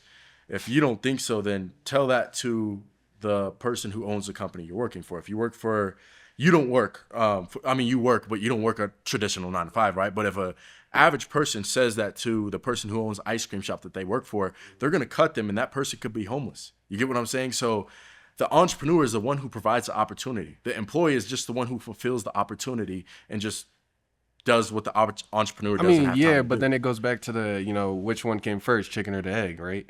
Like it doesn't really matter because both are, existential to that point of, if you want a business to run, you have to have somebody that funds it outside of the people that work for it, right? Yeah. So, you could say, I'm an entrepreneur and I fund everything within my business, right? But how would your mentorship work if you didn't have closers, if you didn't have appointment setters, You're right. Yeah. Those, Exactly. even though they're not necessarily 9-to-5s, they're still working as a 9-to-5. But guess what? under They you. get paid percentage. Right. So once, and that's what I mean by just proof that I pay people, y'all. That is how I pay people, and that's just literally 20% of it. And I have so much more to pay like my actual team. But as far as it goes with that, they're working, right? I have a closer, bro. A closer or a setter can be as hungry as possible, and they can literally be the whole reason for the whole month's revenue. Right. Now they're making they're probably going to be making 5 figures a month. Right. You see what I'm saying? Yeah. Rather than I too operated, but listen, I was doing around before employees for my MEO. I want to talk about MEO on course. Before MEO, with hiring employees on there, I was doing consistently around 75 to 70K a month, consistently, without workers or without anything like that. But I provided the opportunity for them to scale it up so I can pay them. They're now part of my business, right? Yeah. Even if that was, or even if that is true, excuse me, that doesn't necessarily prove that you provide, I guess, more worth or value. You could say your company is your company, which obviously you do make a majority of the profit, or you do take home majority of the profit, right? Yeah. But it's like you saying I'm a dictator. I do everything. I take all the profit, right? Not saying that's what you do. Yeah, but, no. But I am. I don't know what a dictator is, but a dictator sounds like someone who tells their employees what to do and they do it, and I take majority of the profit. Right. But in that opportunity. Right, in that same sense though, right, you wouldn't be in that position of power outside of, yes, you did make your business yourself, right? But without the same people, right, let's say for example, for farm workers, right? A lot of them are immigrants, right? Yeah. We wouldn't have a lot of the food that we have on our tables if it wasn't for, a 9-to-5 immigrant working, slaving away to do that for us, right? So in the same position, right? If it was for your business, right? Yeah. Those are the same people, not same people, but those are the same principles, right? So that you kind of instill. To a certain extent, I don't feel like they're more important than the entrepreneur, because the entrepreneur can't be replaced by AI. I can go and take my marketing director for one of my fitness stores, and I can literally tell him, "Hey, you're done. I'm getting AI in replace for you." Yeah, He's but not you could say important that anymore. you could say that about your 9-to-5 workers too. You could get an AI to get on a call No, with somebody. that is my 9-to-5 worker though. Yeah, to be honest, that's what I'm saying. I'm sorry, Justin, but bro, I'm serious. That is my 9-to-5 worker. He's a big play in the marketing director for my stores, right? But if there's an AI that comes out that replaces his position, I'm sorry, bro, but I'm replacing your position to save money. If I could spend $20,000 one time to replace a position rather than spending $100,000 each year on percentage based. You get what I'm saying? Right. To give him 5%, 10% of revenue, why would I not replace? Well, then that comes into the question. So he's not important. The entrepreneur is the main one. Well, I mean, you could say that, but then when you come into, if you say you want to replace him with AI, right? You're not going to have a fully built AI that's coded to know exactly what exact prompt they need to say when it comes to closing, correct? It's not going to happen within the first year. Okay, so let's talk about, I was talking about my stores, but let's talk about closing as well, right? That's a different thing. Salesmen will never get replaced by AI, but you also have to understand salesmen are 1099. They're not W-2. I'm mainly talking about W-2 9 to 5. Oh, yeah. If you're 9 to 5 and you're on 1099, you're in sales, you get commission, bro, that's basically entrepreneur. You're like in the middle. I'm talking about W-2 where I do pay, obviously, my person percentage base, but I also pay him hourly as well. So if I'm gonna replace him. You know what I'm saying? Like that's where it gets to the point where that shows the 9 to 5 worker is not more important. It's the opportunity that AI can replace. So that be basically AI is more important. 9 to 5 is more important. It's the person who provides the opportunity. Yeah, but then like I said, that's like saying I'm more important. But than it's God also when like God we're provides the arguing in a what opportunity. if. You see what I'm saying? Like that doesn't necessarily mean that AI comes out and then boom, now you could just replace Justin. My fault. I don't want to talk about you, but like even if AI doesn't even come out, or if it does, right? Yeah. You still need somebody with a backbone to still do that, regardless of if it does come out or not. Yeah. Right. No, you're right. So Yeah. I mean, in that same sense, right? If AI doesn't come out, you don't replace him, right? Yeah. What happens when your 9 to 5 worker quits, and you go try to find somebody else, right? Oh, Obviously, easily replaceable. right. You go to replace him, right? Yeah. But how many times are you going to keep replacing somebody, right? Obviously, you would because it's your business, right? You want Yeah. it to thrive, but you're going to keep replacing, right? Because you need that individual or that individual role to fulfill what you need done in your business, correct? To a certain extent. I know that. Well, that's what I'm saying. Is like you want to go back to being on your own. So doing the that. reason hiring people is a thing in the first place is because it's time that the entrepreneur doesn't want to spend on low quality tasks. A guy flipping a burgers at McDonald's, that's not a higher quality task than what the CEO actually has to focus on. Right. So, But you wouldn't go back to that, right? You wouldn't go back to going from, having to worry about everything else that you do, right? As of right now. I wouldn't go back to that. Right. So I would hire AI and replace that 9 to 5. But that's what I'm saying. If when it comes out. Yeah, okay. So If we're it's not we're out just right on a now, stalemate then then. I go on LinkedIn and I go find 100 pool of people who can be a marketing director. Okay, and then they get hired on. They get hired and then they lose their job because they don't want to do the job, or No, it's just a low quality task. It's just stuff I don't want. Right. So that's what I'm trying to make the point of is that you hire all these people, right, to do your low quality tasks, right? Yeah. Or low, tasks that you seem not to be worth your time, right? Correct. So you deem them more important to do that, right? Outside of the fact that you don't want to do it because you've already done it, you've already made money from it. And no, it's just that it's not worth my time. This goes back to the talk where I was talking about how entrepreneurs value time over money. It's not worth my time to go here and track competitors and watch how they're doing it, watch what times they're posting. Right. They're organic marketing videos, see what ads they're doing for the store. It's not worth my time. I'd rather hire someone to do that low quality task and save 1 to 2 hours of my day to rather spend with my family or make more money than I would be making being a marketing director for my store. So this is going to be a tough one because I know you work blue collar and I respect that a lot. Yeah, the thing I want to focus on is during COVID times, right? Correct. During COVID times, a bunch of workers got put out of a job because it wasn't safe for people to be around each other, right? Yeah. But there are still places like fast food Yeah. where people were still working, right? Because Yeah. it was a necessity. Yeah. So if it's such a necessity to have people continue to work around each other, Yeah. even with a disease going around, then I feel like that shows that 9 to 5 workers are more important than entrepreneurs. I mean, bro, my brain fogged when you said that, but I kind of understand your point. I think we went back in COVID times. Let's talk about right now. Do you think the person working a job is more important than the entrepreneur? I definitely think right now, 9 to 5 workers are what makes not even just the United States, but the world go no, you're around, right. like, the economy makes would be everything nothing without work 9 to 5 with 9 to workers. 5 workers. Exactly. But who provides the opportunity? But and why do 9 to 5? So right now you work blue collar. What do you do? forklift operator. Okay, so bill of let's just say material for wind construction. Okay, you do construction, and you're doing hard labor work, right? When your boss is sitting back up, kicking his feet, probably in Cabos, chilling and smoking a cigar, and he's not doing the work, right? But he provided the opportunity so you can put food on the table, so you can do those things, so you can do that. He started off building the foundation.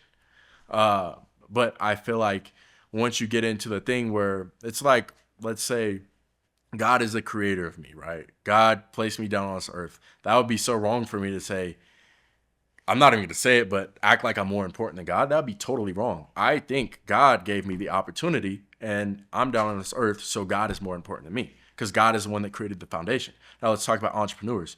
God, I believe, is a certain type of entrepreneur because he created. If you look at Genesis, he created, right? And that's what being an entrepreneur is. It's creating, right? And it's providing opportunity. But as far as that goes, entrepreneurs are the ones that provide the opportunity. 9-to-5 workers are the ones that fulfill the opportunity because they were either too lazy to start their business or they wasted their life and they just didn't start the business, so they have to work a job. Or, like I said, they came from certain conditions, right? Immigrant, maybe they couldn't access stuff, just real life things. But I feel like that's why I think the entrepreneur is more important because they started the foundation for every worker. Okay, so that's why I wanted to bring up COVID because, yes, they gave the opportunity, right? Yeah. But if people don't want to work, then they're not going to be as successful because they need those people to work make it work out. You're right. And the reason why I brought up COVID is because even after the COVID shutdown happened and people were able to go back to their jobs, some people didn't because the government was still giving out stimulus checks, right? Yeah. So, I mean, you're they right. needed those people to still work. What's up, you guys? I hope you enjoyed the video. If you do want an opportunity to get mentored by me, I will leave the opportunity in the description. Or if you don't feel like you're ready for the opportunity, feel free to watch some of my free YouTube videos that I drop about MEO on my YouTube channel. And yeah, I hope you guys enjoyed the video. And if you made it this far, comment I stayed to the end because that shows you're actually trying to change your mindset and you're doing what you need to do.